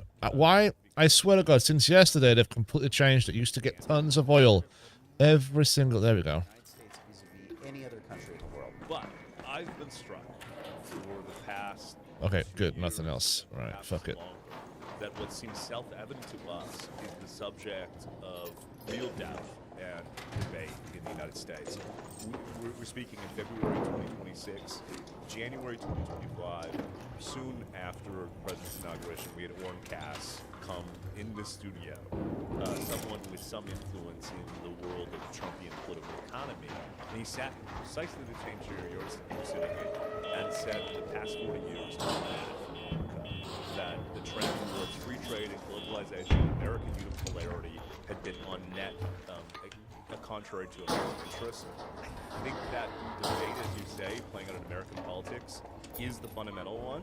And my sense is that the negative argument. Really, I think, the American economy is not in good shape. American voters, despite a booming stock market, are not participating in that affluence because most of them aren't asset holders in a deeply unequal society. That I would think you just let this frog boil a little bit more, and all the negative consequences that are already being incurred by this president through his America First strategy, whether it's the fracturing of relationships with allies, networks of military and strategic power, whether it's the effects of tariffs. Manufacturing in the United States has slowed in the last 12 months. So.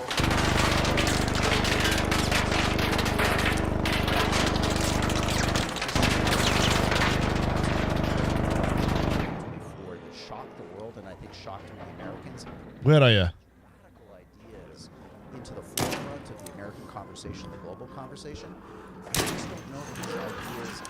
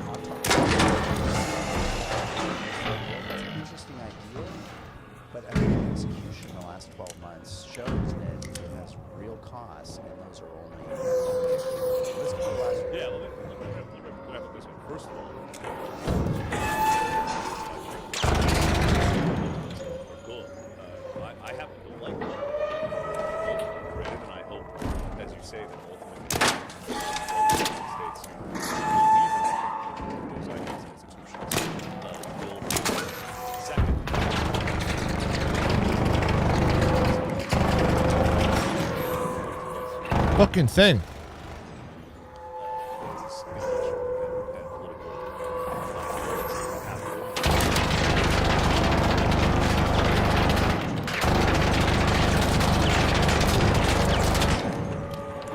And one hopes that his presidency ultimately crashes these ideas and America gets back to doing what America does well.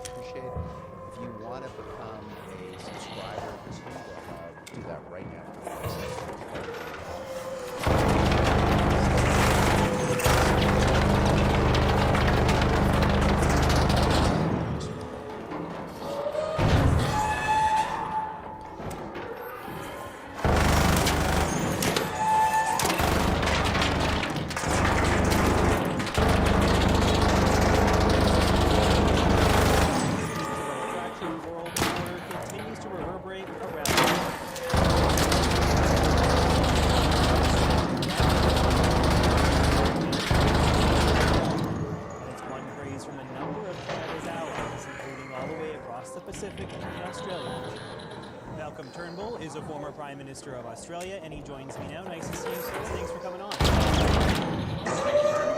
So Prime Minister Mark Carney issued a call to arms, really, for middle powers, urging them to band together against economic coercion.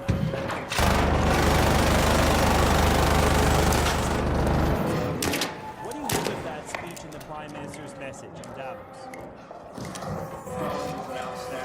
Watch it, watch it, watch it.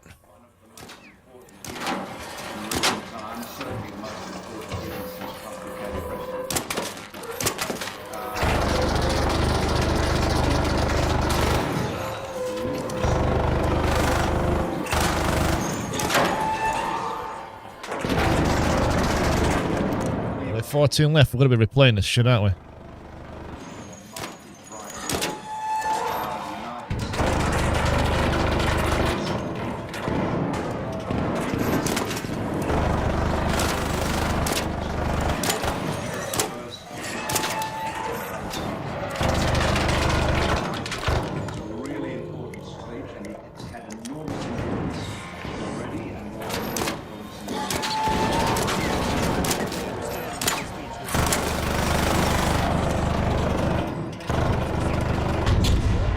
Nice, nice, nice, nice. Well done. Nice.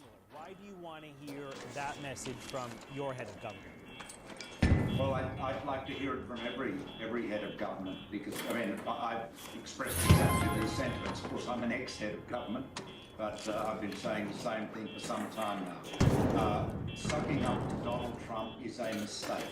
The only way to deal with Trump, or bullies of any kind, is to stand up and be strong. Now, Mark Carney... Yeah, I'm just looking for the motion cores. ...pragmatic man said, of course, a middle power like Canada or Australia or any of the European countries by themselves cannot match the United States. And in a bilateral negotiation will obviously be, outplayed simply by the size of the US. Hence the need for middle powers to work together. And, I was pleased to see that Mark referred to the Trans-Pacific Partnership, which was a trade deal that I was able to keep alive when I was PM after Trump pulled out in his first term. I persuaded Shinzo Abe and other leaders, including ultimately your PM then, Justin Trudeau, to stick with it. And that is a very big, ambitious trade deal. 11 countries. UK has joined, making it 12 again. The European Union is seeking to work closely with the Head home at the loading bay metro. You can see that what we have to do, those of us who still believe in free trade, those of us who still believe that international affairs should be governed by the rule of law, should work together. It's regrettable that the United States is no longer on board with those values, but, we all have to endure... Okay, I can't hunt anymore. What happens in screamers because I don't have enough heavy ammo. We don't have a vote, so we just have to accept the world as it is and get on and make sure we defend our interests. Yep. Speaking of enduring Trump, you know, you had a run-in with him during your term as prime minister, and, you know, there was some friction at times between the two of you. And we know that after Carney's speech, Trump sort of lashed out a little bit, saying that Canada lives because of the United States. Last night, he rescinded the prime minister's invite to be part of this so-called board of peace that could play a role in rebuilding Gaza.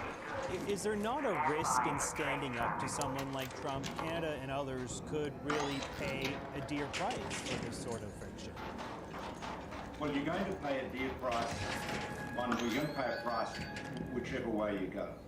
I mean, look at the Europeans. Last year at Trump's golf resort in Scotland, they rolled over, you know. Dueling speeches at the World Economic Forum set the pulse of politics racing this week. We live in an era of great power rivalry. The USA is the economic engine on the planet. That the rules-based order is fading. When America booms, the entire world booms. That the strong can do what they can, and the weak must suffer. They must. It's been history. When it goes bad, it goes bad. For decades, countries like Canada prospered under what we called the rules-based international order. This bargain. Meh.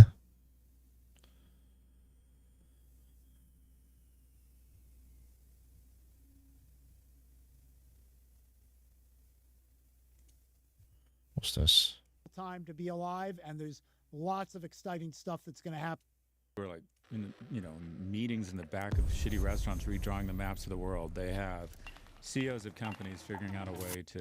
Right, I haven't been chatting that much, have I? And then they have what I would I've just call been busy playing. a small gaggle of intellectual support dogs, and I'm one of those that's supposed to make this whole thing like... I gotta be honest, I'm just right now. I'm just gonna zone in. I'm one of the intellectual support dogs. Like me, Adam Grant, Jonathan Haidt, and like 3 other academics, and some... Yeah, Simon Sinek. Call it a day. Yeah, and We've got David, guys. oh, David's here. Oh, David's here. Gotta cut you off. Okay, again, full of shit. With David Solomon, Chairman of the Board of Directors and Chief Executive Officer of Goldman Sachs. David, thank you very much for joining us on Prof2 Markets. Where does this podcast find you? Thank you for having me. The podcast finds me in Florida for the day, and then on my way to Davos, where I believe Scott is for the next few days. And so I'll be there. I'll be there tomorrow morning, and certainly should be an interesting... Right, what can I get rid of? What needs to go? What have I got too effing much of? We want to bust right into this. How many of these things do I have here? Okay, I've got a lot of those. I don't really need many of those. Your reflections on the past year, 2025. Recycle. Your company is coming off one of its strongest years in a long time. Stock rose around 50%, 58 billion in revenue, 17 billion in profit. As you look back on 2025, so that's... what do you make of the year? What went right? What went wrong? What surprised you? 2025 was a 32 to 32. My God. And I actually think 2026 is going to be a pretty constructive environment for our business too. We're obviously in 2025. There was a speed bump, in April, launch of the tariff and the trade policy, which slowed things down and certainly sapped investor confidence for a period of time. But the macro setup's pretty good. We can certainly spend some time talking about the macro setup. For Goldman Sachs and Goldman Sachs' performance, we've been executing. We did our first investor day back at the beginning of 2020, where we laid out a plan to really grow the firm, to really invest in our core business of global banking and markets. We pointed to 4 areas that we thought we really could grow the firm: asset management, wealth management, transaction banking, digital consumer banking, and we pledged to run the firm over time more efficiently. And really, for the last 5 years, we've been executing on that. 5-6 years, we've been executing on that aggressively and making good progress. And you go back to the end of 2019 when we laid out that plan, the firm was about a $36 billion revenue firm. The market cap was about $70 billion. And as you highlight, we're a $60 billion revenue firm. We've grown our revenues kind of 65%. We've grown our earnings by over 100%. We've really grown the franchise and scaled the franchise in 2025. Really saw that all come together. We made some pivots or changes along the way, but we really... Inventory. Okay, ammunition. big businesses that are well positioned, Quick use. leaders in their space, growing nicely, and I feel quite optimistic about the Right. prospects as we look ahead. I gotta be honest, I'm not chatting that much while I'm playing this for the pure and simple reason that I'm just like trying to get things done quick. And a lot of the times I'm realizing I constantly have to go in there and take stuff out. It's always packed full. But what am I doing right now? I am basically grinding and getting as many weapons as I possibly can for tomorrow. How am I doing with my trials? Man, that takes forever. God damn it, man. Okay, so... Okay, shredders are a nightmare to get. They're easy to kill-ish, but they're so, like, random to find that killing enough of them to get to the actual goal is really goddamn annoying. And I'm still in second position. Wow, this guy is grinding through. Look at that. Right, okay, I have to step up my game here. I will not be made second. That's 2 hours before the next night mode. That gives me 2x. So now I have to go back to 1x, which sucks. Man, okay, screw it. Let's just do it. That's okay. Repair that. Actually, no, don't repair that. There's no point. Okay, I'm just going to keep doing what I was doing, which is basically harvesting motion cores and collecting oil and stuff so that I can make more of this kind of crap here. Make more of these and make more of these so that I'm ready for tomorrow. Hopefully, let's not get murked. Because it's a chill Friday, I'm listening to this. You could really see the progress very concretely from investments and decisions we've made over the last 5, 6, 7 years.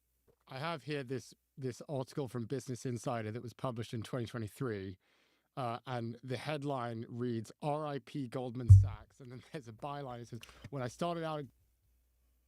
Just when everyone began to relax into thinking the risk of tariffs negatively impacting the economy was over, President Trump brought it right back. It looks like President Trump is really serious about wanting Greenland. This is no longer about purely negotiating about tariffs, and this is not a positive for the markets or for the global economy.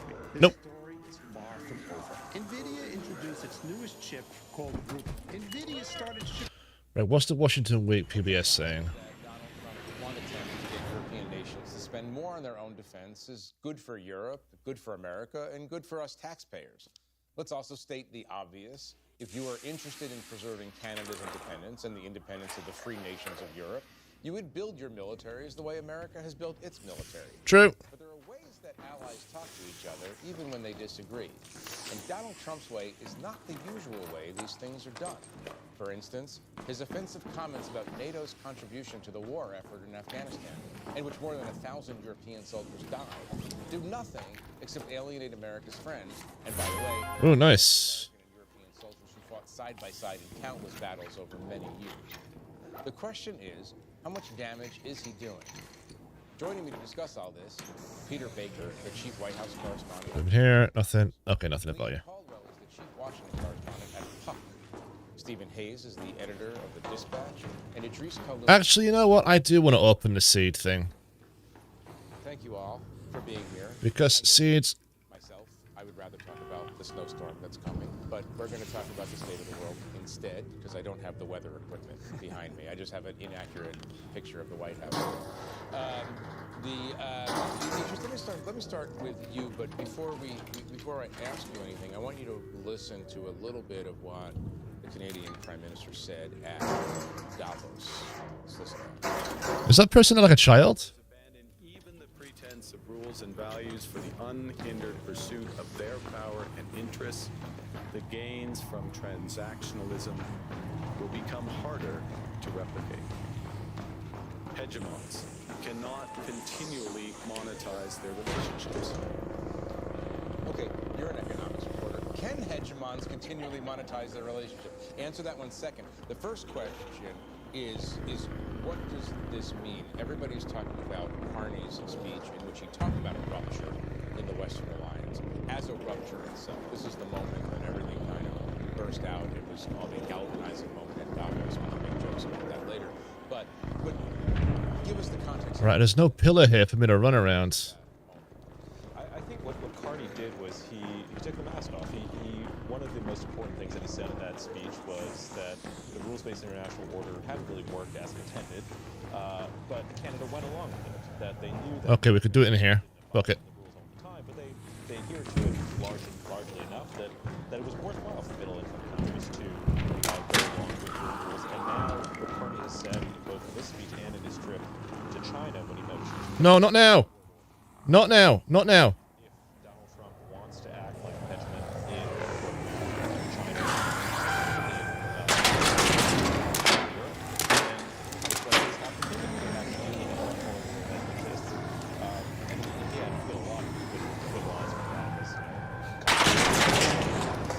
central bank.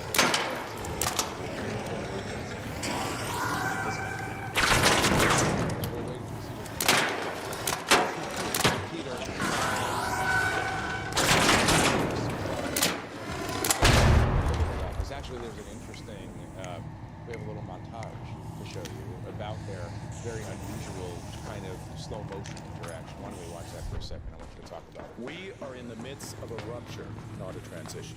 I watched your Prime Minister yesterday. He wasn't so grateful. But they should be grateful to us. Canada lives because of the United States. Remember that. Next time you make your statements. But Canada doesn't live because of the United States. Canada thrives because we are Canadian. No, there was a certain, nice bottle of maple syrup you got there, Mark. Hate to see anything happen to it. Quality to Donald Trump's laconic but threatening posture. But what does this out and out rupture mean for the relationship? I mean, they're our biggest trade partner and other things. We share the longest border in the world, the most peaceful border in the world. Where are we in U.S.-Canada relations? Well, if Donald Trump gets his way, there will be no border. It'll simply be another part of the United States. And he demonstrated that online with a map. Hey there. Watch out, I can hear a scream around here somewhere. Over what's currently Canada, over what is currently Greenland, over what is currently Venezuela, as if to demonstrate that he intends to be the imperial power of the Western Hemisphere. And you can see why Canada might not take that as much of a joke. It's not very funny to them. And Carney, I think, to his point, has pulled off the mask is a good way to put it. I think this is the week when our allies discovered that flattery and appeasement only go so far, right? Why did Donald Trump reverse course on Greenland? It's very likely that he reverses course because he saw that it wasn't going to happen, right? For the first time, maybe in his 5 years in the White House, Europe and Canada and all these countries said, no, that's not happening. That's a red line here. We're not going to try to pretend that this is a reasonable, rational policy of trying to take over an ally's territory. And that had an effect on the bond markets, and ultimately he went from within a few hours saying, I must have it all, to, hey, we'll see what happens. But let's go back in time a full week ago to when we were going to conquer Greenland, Canada. And by the way, remember Venezuela? That was crazy. And remember Epstein before Venezuela? That was also very interesting. But go back to Greenland. Is the crisis diffused, Steve? I mean, he's so mercurial that it might just pop back out next week. Right. I mean, look, he had said originally Wednesday that the United States needed to use it. I think that the strong implication was that we needed to take it. However, he very deliberately did not rule out the use of force, and multiple times suggested that we would be using force to take it because we needed it. Of course, Greenland was not mentioned in the 33-page national security strategy of the United States, but Trump threatened tariffs on allies on the assumption that not having Greenland constituted a national security emergency. I mean, we haven't had Greenland for centuries, but not having Greenland now constituted a national security urgency. I mean, look, his arguments about Greenland have been farcical, I think, for a long time, and people have understood them as farcical until such point as they can't afford to. Europeans and our allies and Canadians, they can't afford to have the seriously literally debate that people here in the United States, they have to take him seriously and literally, and they did. It's Yep, true. Mike Johnson said this week that, we take him you should take him seriously, but not always literally. This was in the course of explaining, you know, that he understands why what Trump wants Greenland, but you know, we're not going to have a war. Leanne, I always ask you the same question. It's really grounded on it. But when are they going to say no? Yeah. Like, stop doing this. There's literally no. Hey, how are you? You got a blueprint? What blueprint's that?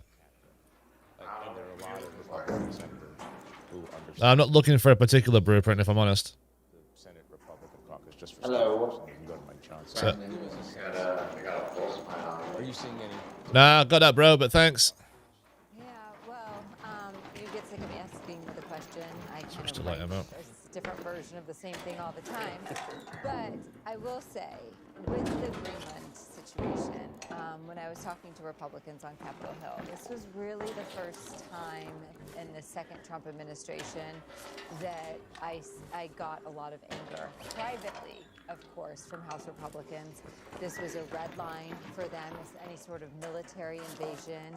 If Denmark came with open arms and said, name your price, yes, that is a whole different story. But there was a lot of back-channeling with the administration to let them know that not only is this not going, that it's not going to be approved, Congress isn't going to support it, that he is actually hurting their midterm chances because this is something that is absolutely unpopular with voters who are like, why are we talking about it? But they were afraid to say anything publicly. They didn't want to poke the bear. Right, exactly. That's the answer. Right, which means that they were hoping that this back-channeling and this subtle conversation with the president and his team would get them to the right place. Was it this back channeling, or was it the market dip and the fear that Trump was about to go attack a treaty ally? I think it was the stock market going down. I think it was 10-year, 30-year yields going down. Mortgage rates going to go up as a result of that. It was also the Europeans saying very clearly. Yeah, I'm looking for oil and explosive compounds. You know, if you look at what's happening, I'm looking for oil and explosive compounds. they basically accepted that America would be tariffing their goods, and they weren't going to retaliate. And they This guy usually has explosive compounds. I think the Republican pushback, you know, it's been real. That's how a lot of the nominees have gotten pulled. They don't sort of get pulled with their public denunciation. It's public back channel. You do see that, and it does exist. But you know, if it's the president and he really, really wants to do it, ultimately, I think the Republicans in Congress cave.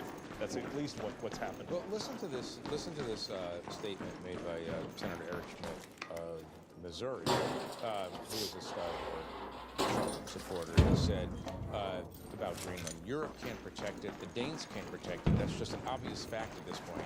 And so it is in the strategic interest of the United States of America to pursue this. How many people believe that? Who say it? And You know, it's hard to know what's in people's hearts, but you have to. literally a year ago, if you went to every senator and said, Watch it. issues facing the United States. Yeah, careful. Nobody would put Greenland on the top 100. No, it's people like Eric Schmidt. It's people like Reno. It's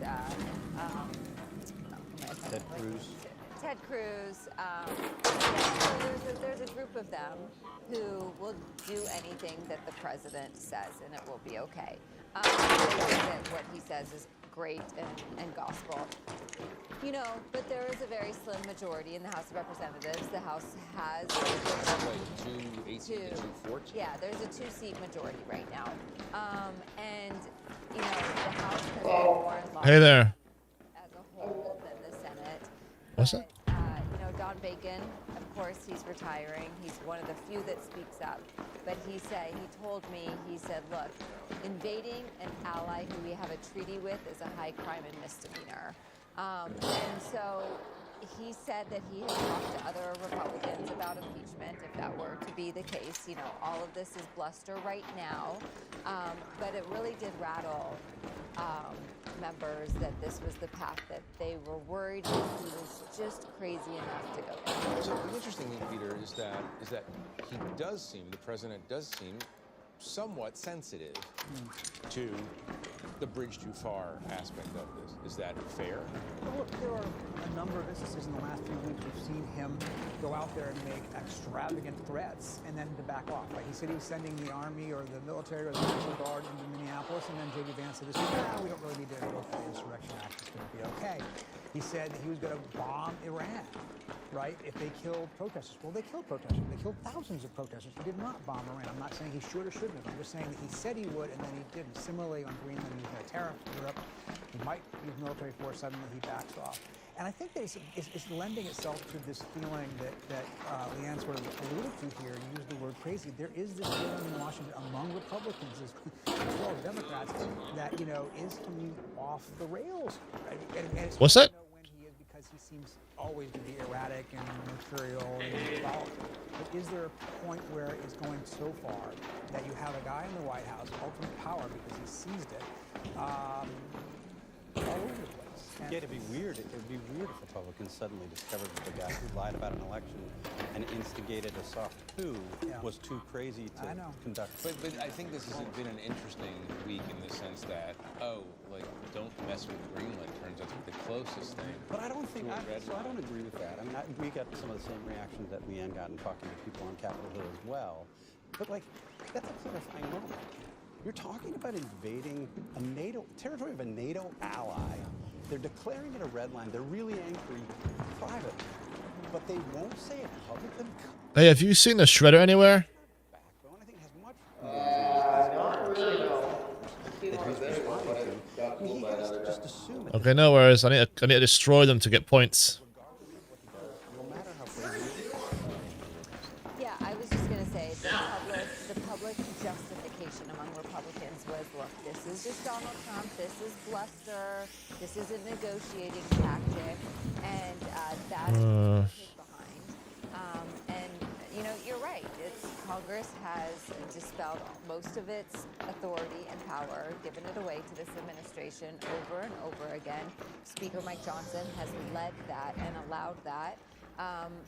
There is some rank and file frustration among Republicans over that fact too, but they aren't going to do anything about it, it seems. Yeah, no, I mean, Idris, I want to ask you this, because we have you and you're an expert. It's the sort of question that wouldn't even imagine asking. Let's head home at the lobby metro. What would be the long-term consequences of a semi-permanent hostility between Canada and the United States, economically, for starters? I mean, they're massive trading partners with each other, so it would hurt the Canadians more because they're more dependent on us than we are on them. But it would hurt us as well. I mean, the fact that Carney took away the tariffs on Chinese electric vehicles gives an avenue for those vehicles to get into America, because a lot of vehicles travel up and down the border. But there are all sorts of consequences as well for this rupture between the two. The fact that you have our closest trading partner now triangulating, coordinating with China, Qatar, other countries like that, that's not a situation that America wanted to be in. It's going to, in the pursuit of maintaining kind of hemispheric control and asserting rights over Greenland and Venezuela, it's going to lose a lot from probably its most important ally in North America. And that's something. The fact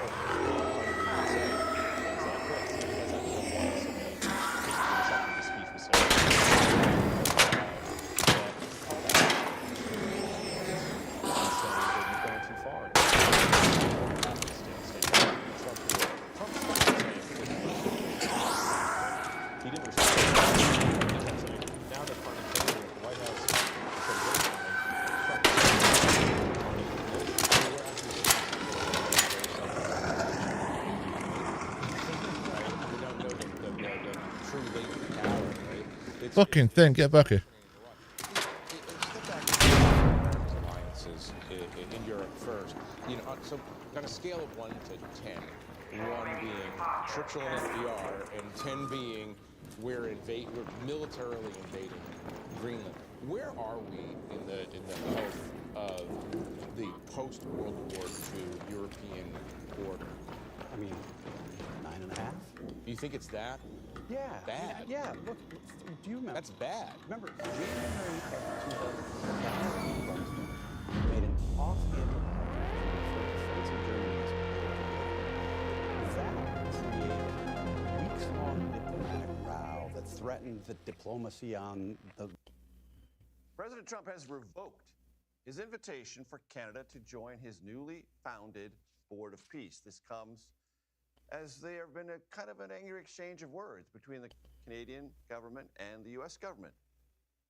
Mark Carney, the Prime Minister, citing tariffs as a rupture in the New World Order and saying of Trump that he was wrong to say that Canada lives primarily because of the United States. CBS News Chief Foreign Affairs Correspondent and moderator of Face the Nation, Margaret Brennan, joins me now. You spoke to the Canadian ambassador to the United States. This is quite a row, as they would say across the world. They would, and really an incredible moment. The ambassador has been here for so many years, helped negotiate that free trade deal that the United States and Canada are now in the midst of a standoff over whether they're going to renew it and extend it or not. At least just think about the alliance between the U.S. and Canada. We have a shared border. We have deep trade, one of our best customers and vice versa. And we have integrated defense. We have NORAD defending the northern part of this hemisphere, and they're a NATO ally. So this is really just a completely new territory to be in. There was a little bit of news that actually happened mid-interview as we were recording, where President Trump posted to his account that Canada, an Arctic power, is against his planned Golden Dome over Greenland. And I asked the ambassador to respond. Do you know what he's talking about, that Canada has rejected being involved? I'm afraid I don't. But what I can say about the Golden Dome is this: Canada is investing over $80 billion over the next 5 years in our defense systems. And a big part of that is Arctic defense, and a big part of our Arctic defense. This is LBC. LBC. What have we got here?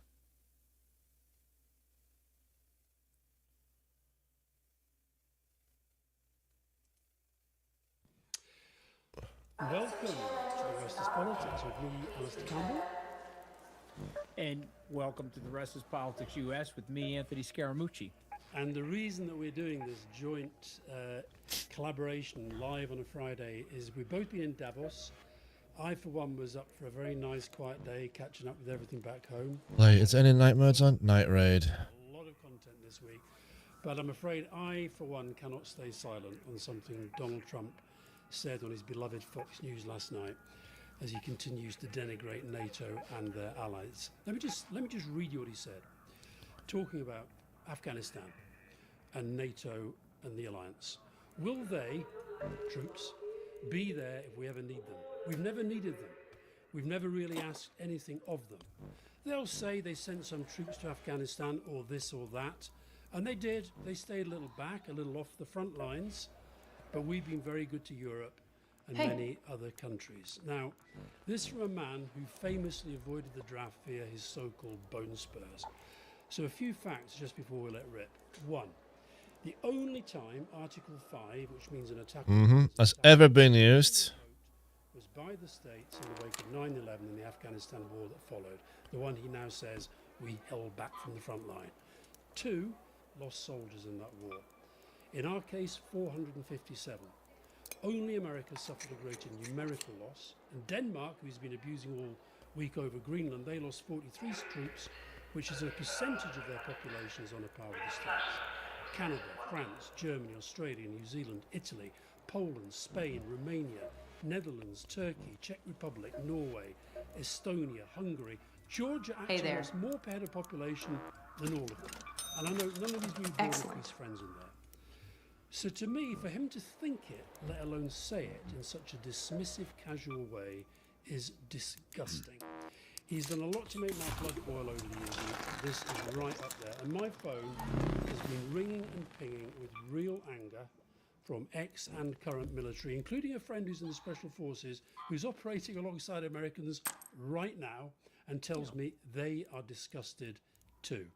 And I really want every NATO leader, and I think this should happen, and I understand how difficult it is to deal with Trump. I think every one of them should unite to demand an apology, because if not, he's just going to get worse and worse and worse. But tell me, Anthony, tell me this: what on earth goes through his head when something like that comes out?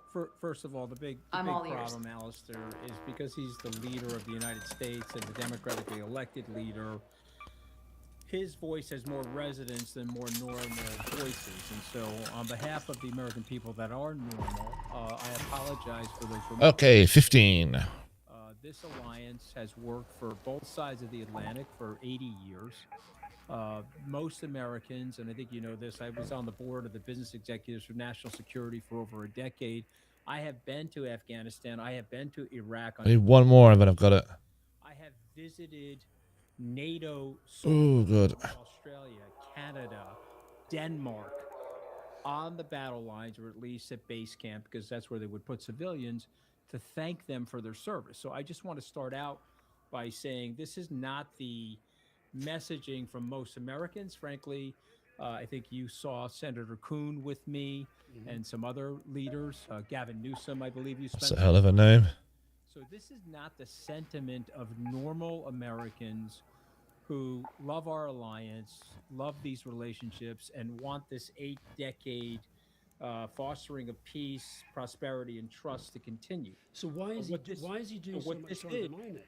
This is the act of a man who is violently inadequate. This is the act of a man who's violently insecure. And this is somebody, because of some type of repression issues or whatever that's going on in his family life as it related to resolving conflict with his father, needs to humiliate people. And one of the most astonishing things that happened, and this is one of the reasons why I got blown out of that universe so quickly, is that he wants you to be him. What you saw in Davos with me, and I know you had the vomit bag with you, you saw the mini-me's. You saw Scott Bessent, a mini espousing the rhetoric. You saw Howard Lutnick, a mini-me who was trying to be a maxi-me, frankly. I mean, the most revolting guy. It's a live show, so just, you know, if you put a B instead of an L in front of his name and you say it, then you'll know how I think about the guy. Okay, so the only thing I will say to you is I'm sorry for this, but I think it is coming to an end. I'm going to make a prediction here. Okay, what's actually going on here? Let's listen to what it says. Norm-busting move, with every boundary-busting decision, you get this debate around Donald Trump. Is it authoritarianism now? Has the nature of the American state finally changed for the 70s? It's not going to be that clean. There's no one moment where we phase from one thing to another. But I think what we can say, what can't even really be argued, is that the authoritarianism is here. It's just unevenly distributed. But you can see it. Okay, I have to concentrate now, so I know where I am.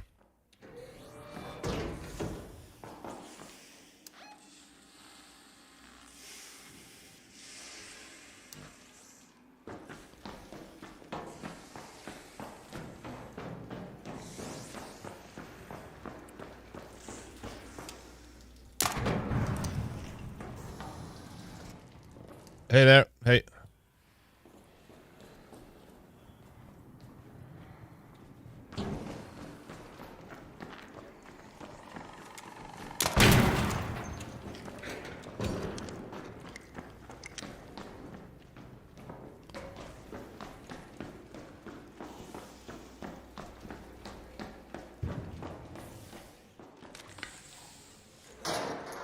Okay, let's go get the Bastion. Oh.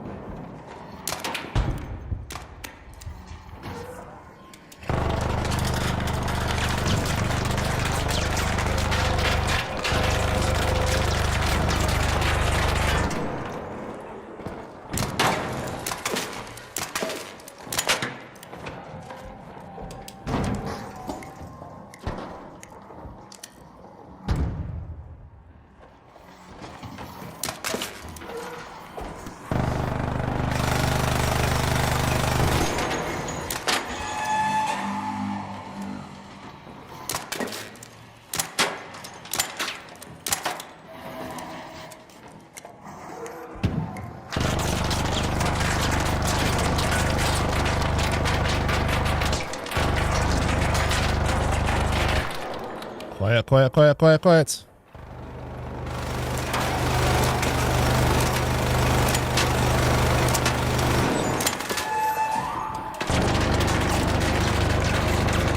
The goal is to not get killed.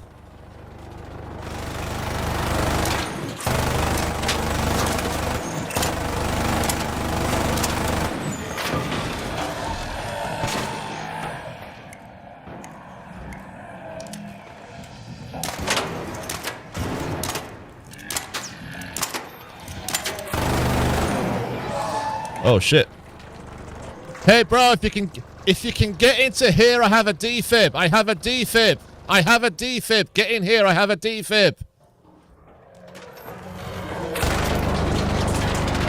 Just be careful, don't get hit, don't get hit. Be careful. Get back here, get right in here, right in here, right in here, right in here. Oh, you're massive. Right, just heal up, don't get killed.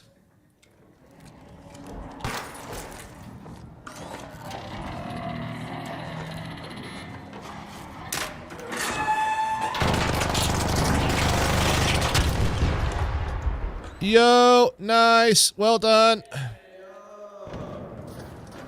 Hell yeah. What up, baby? What up? What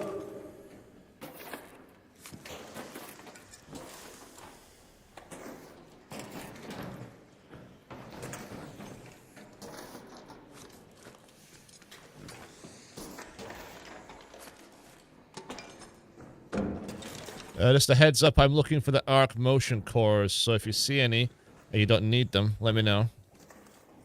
Wait, looking for the what? The motion cores? Oh, here you go, here you go, here you go. Oh, cheers. Are you looking for the Bastion cell? Yeah, yeah. There you go. Oh, thank you.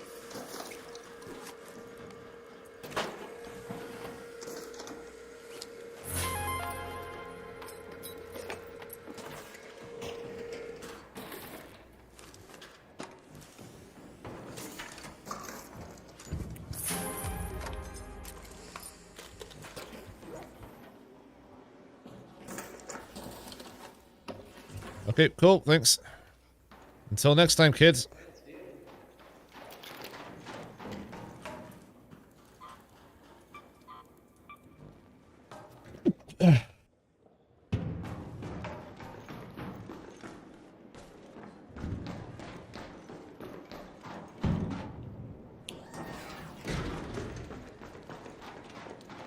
Okay.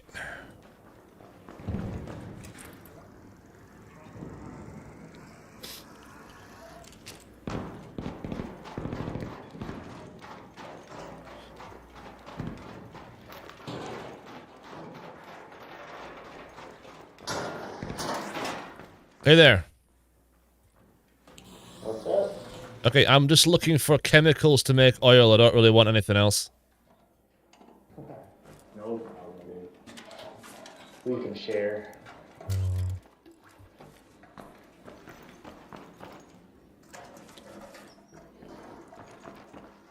Oh.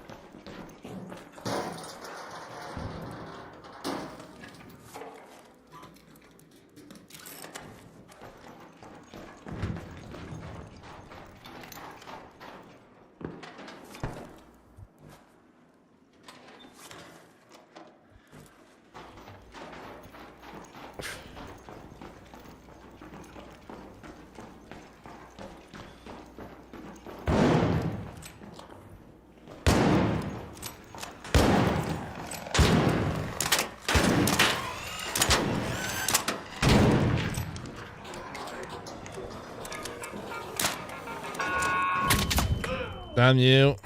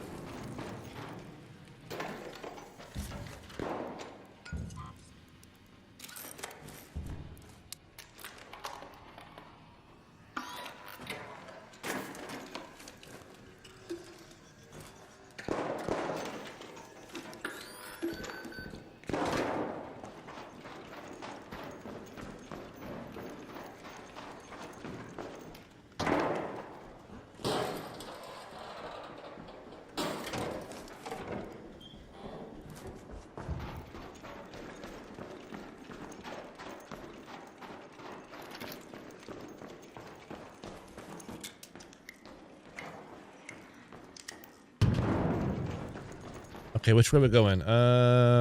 This way. So doing the reverse of what we did when we came in here.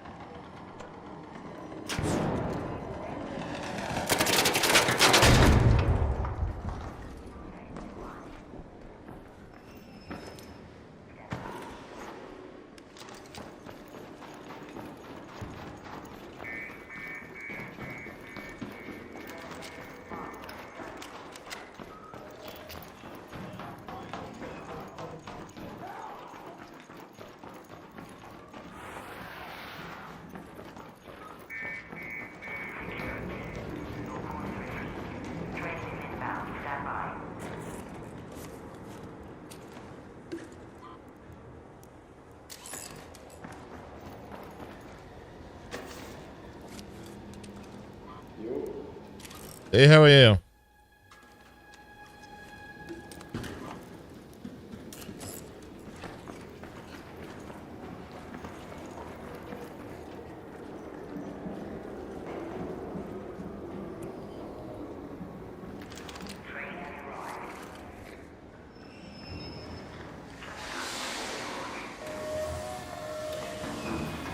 Nice. Let's go. Let's get out of here.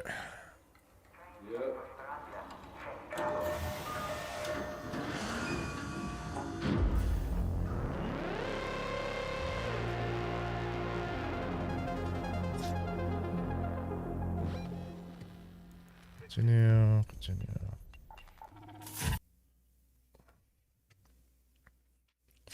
Okay. You can see it in the video of an ICE officer shooting and killing Renee Good in Minneapolis.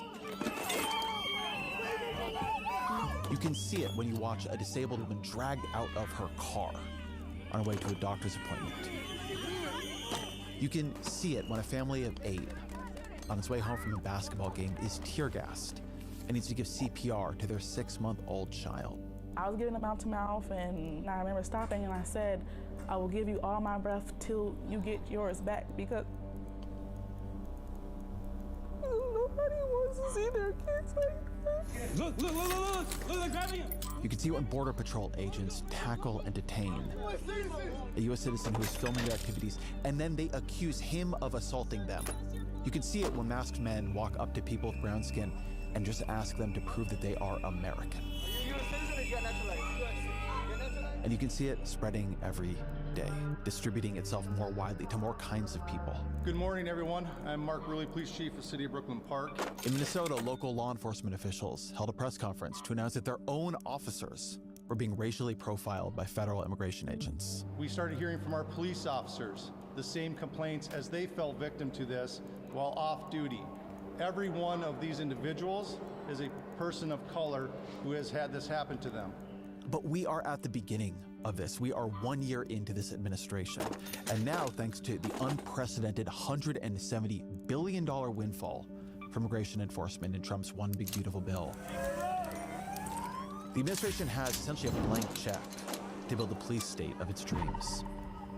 It is hard to keep the scale of what the Trump administration is building in your mind all at once. There is so much more happening than what is recorded on viral video clips. So I want to talk to someone who has been tracking it. Caitlin Dickerson is a journalist at The Atlantic. She's been covering immigration closely since Trump's first term. She won a Pulitzer Prize in 2023 for reporting on Trump's family separation policy. Asked her on the show to walk me through, as clearly as she could, what this new infrastructure looks like, how it fits together, how it is being administered, what it is being used to do right now. So much crap. As always, my email, EzraKleinShow@nytimes.com. Oh. Caitlin Dickerson, welcome to the show. Oh, there's so much crap to get rid of in this game. With some of the pieces of the immigration enforcement we have now, I think the agency people have heard the most about in the last year is ICE. What was ICE under Joe Biden, and how is it different now? So ICE is responsible for immigration enforcement within the interior of the country, going after people who've made it across the border, are living in American cities, and who are subject to deportation. That's who they were under the Biden administration, and that's who they are now. The difference is how they go about that work. So really, since the Ford era, we've had some level of priorities that immigration enforcement officials are supposed to follow for who they should go after versus who they shouldn't. Because throughout the United States history, we've had lots of unauthorized immigrants. Some are thought of sort of societally and in the eyes of government as a problem, and others really not. They're minding their own business, they're doing jobs. And the Biden administration imposed the severest form or the strictest form of priorities that we'd seen. How is it still only 10 points away? I don't understand that. I've actually killed, unless they literally mean flying arc as in... Documented population was left alone. So ICE officials had to get permission if they wanted to go after somebody and arrest them and deport them. And the bar was considered very high. Now, of course, there are no restrictions whatsoever. ICE has carte blanche permission to go after any immigrant in the United States without legal status. And ICE has always done lots of arrests, hundreds of thousands some years, and consistently gone after these people with serious criminal records. But central to... Okay, you know what? It's 11 o'clock. I'm going to call it. I'm going to jump back on this later on. Well, I'll definitely play tomorrow, but for now, I'm done. So, take care. Thanks very much. Bye, bye, bye, bye, bye, bye, bye, bye, bye.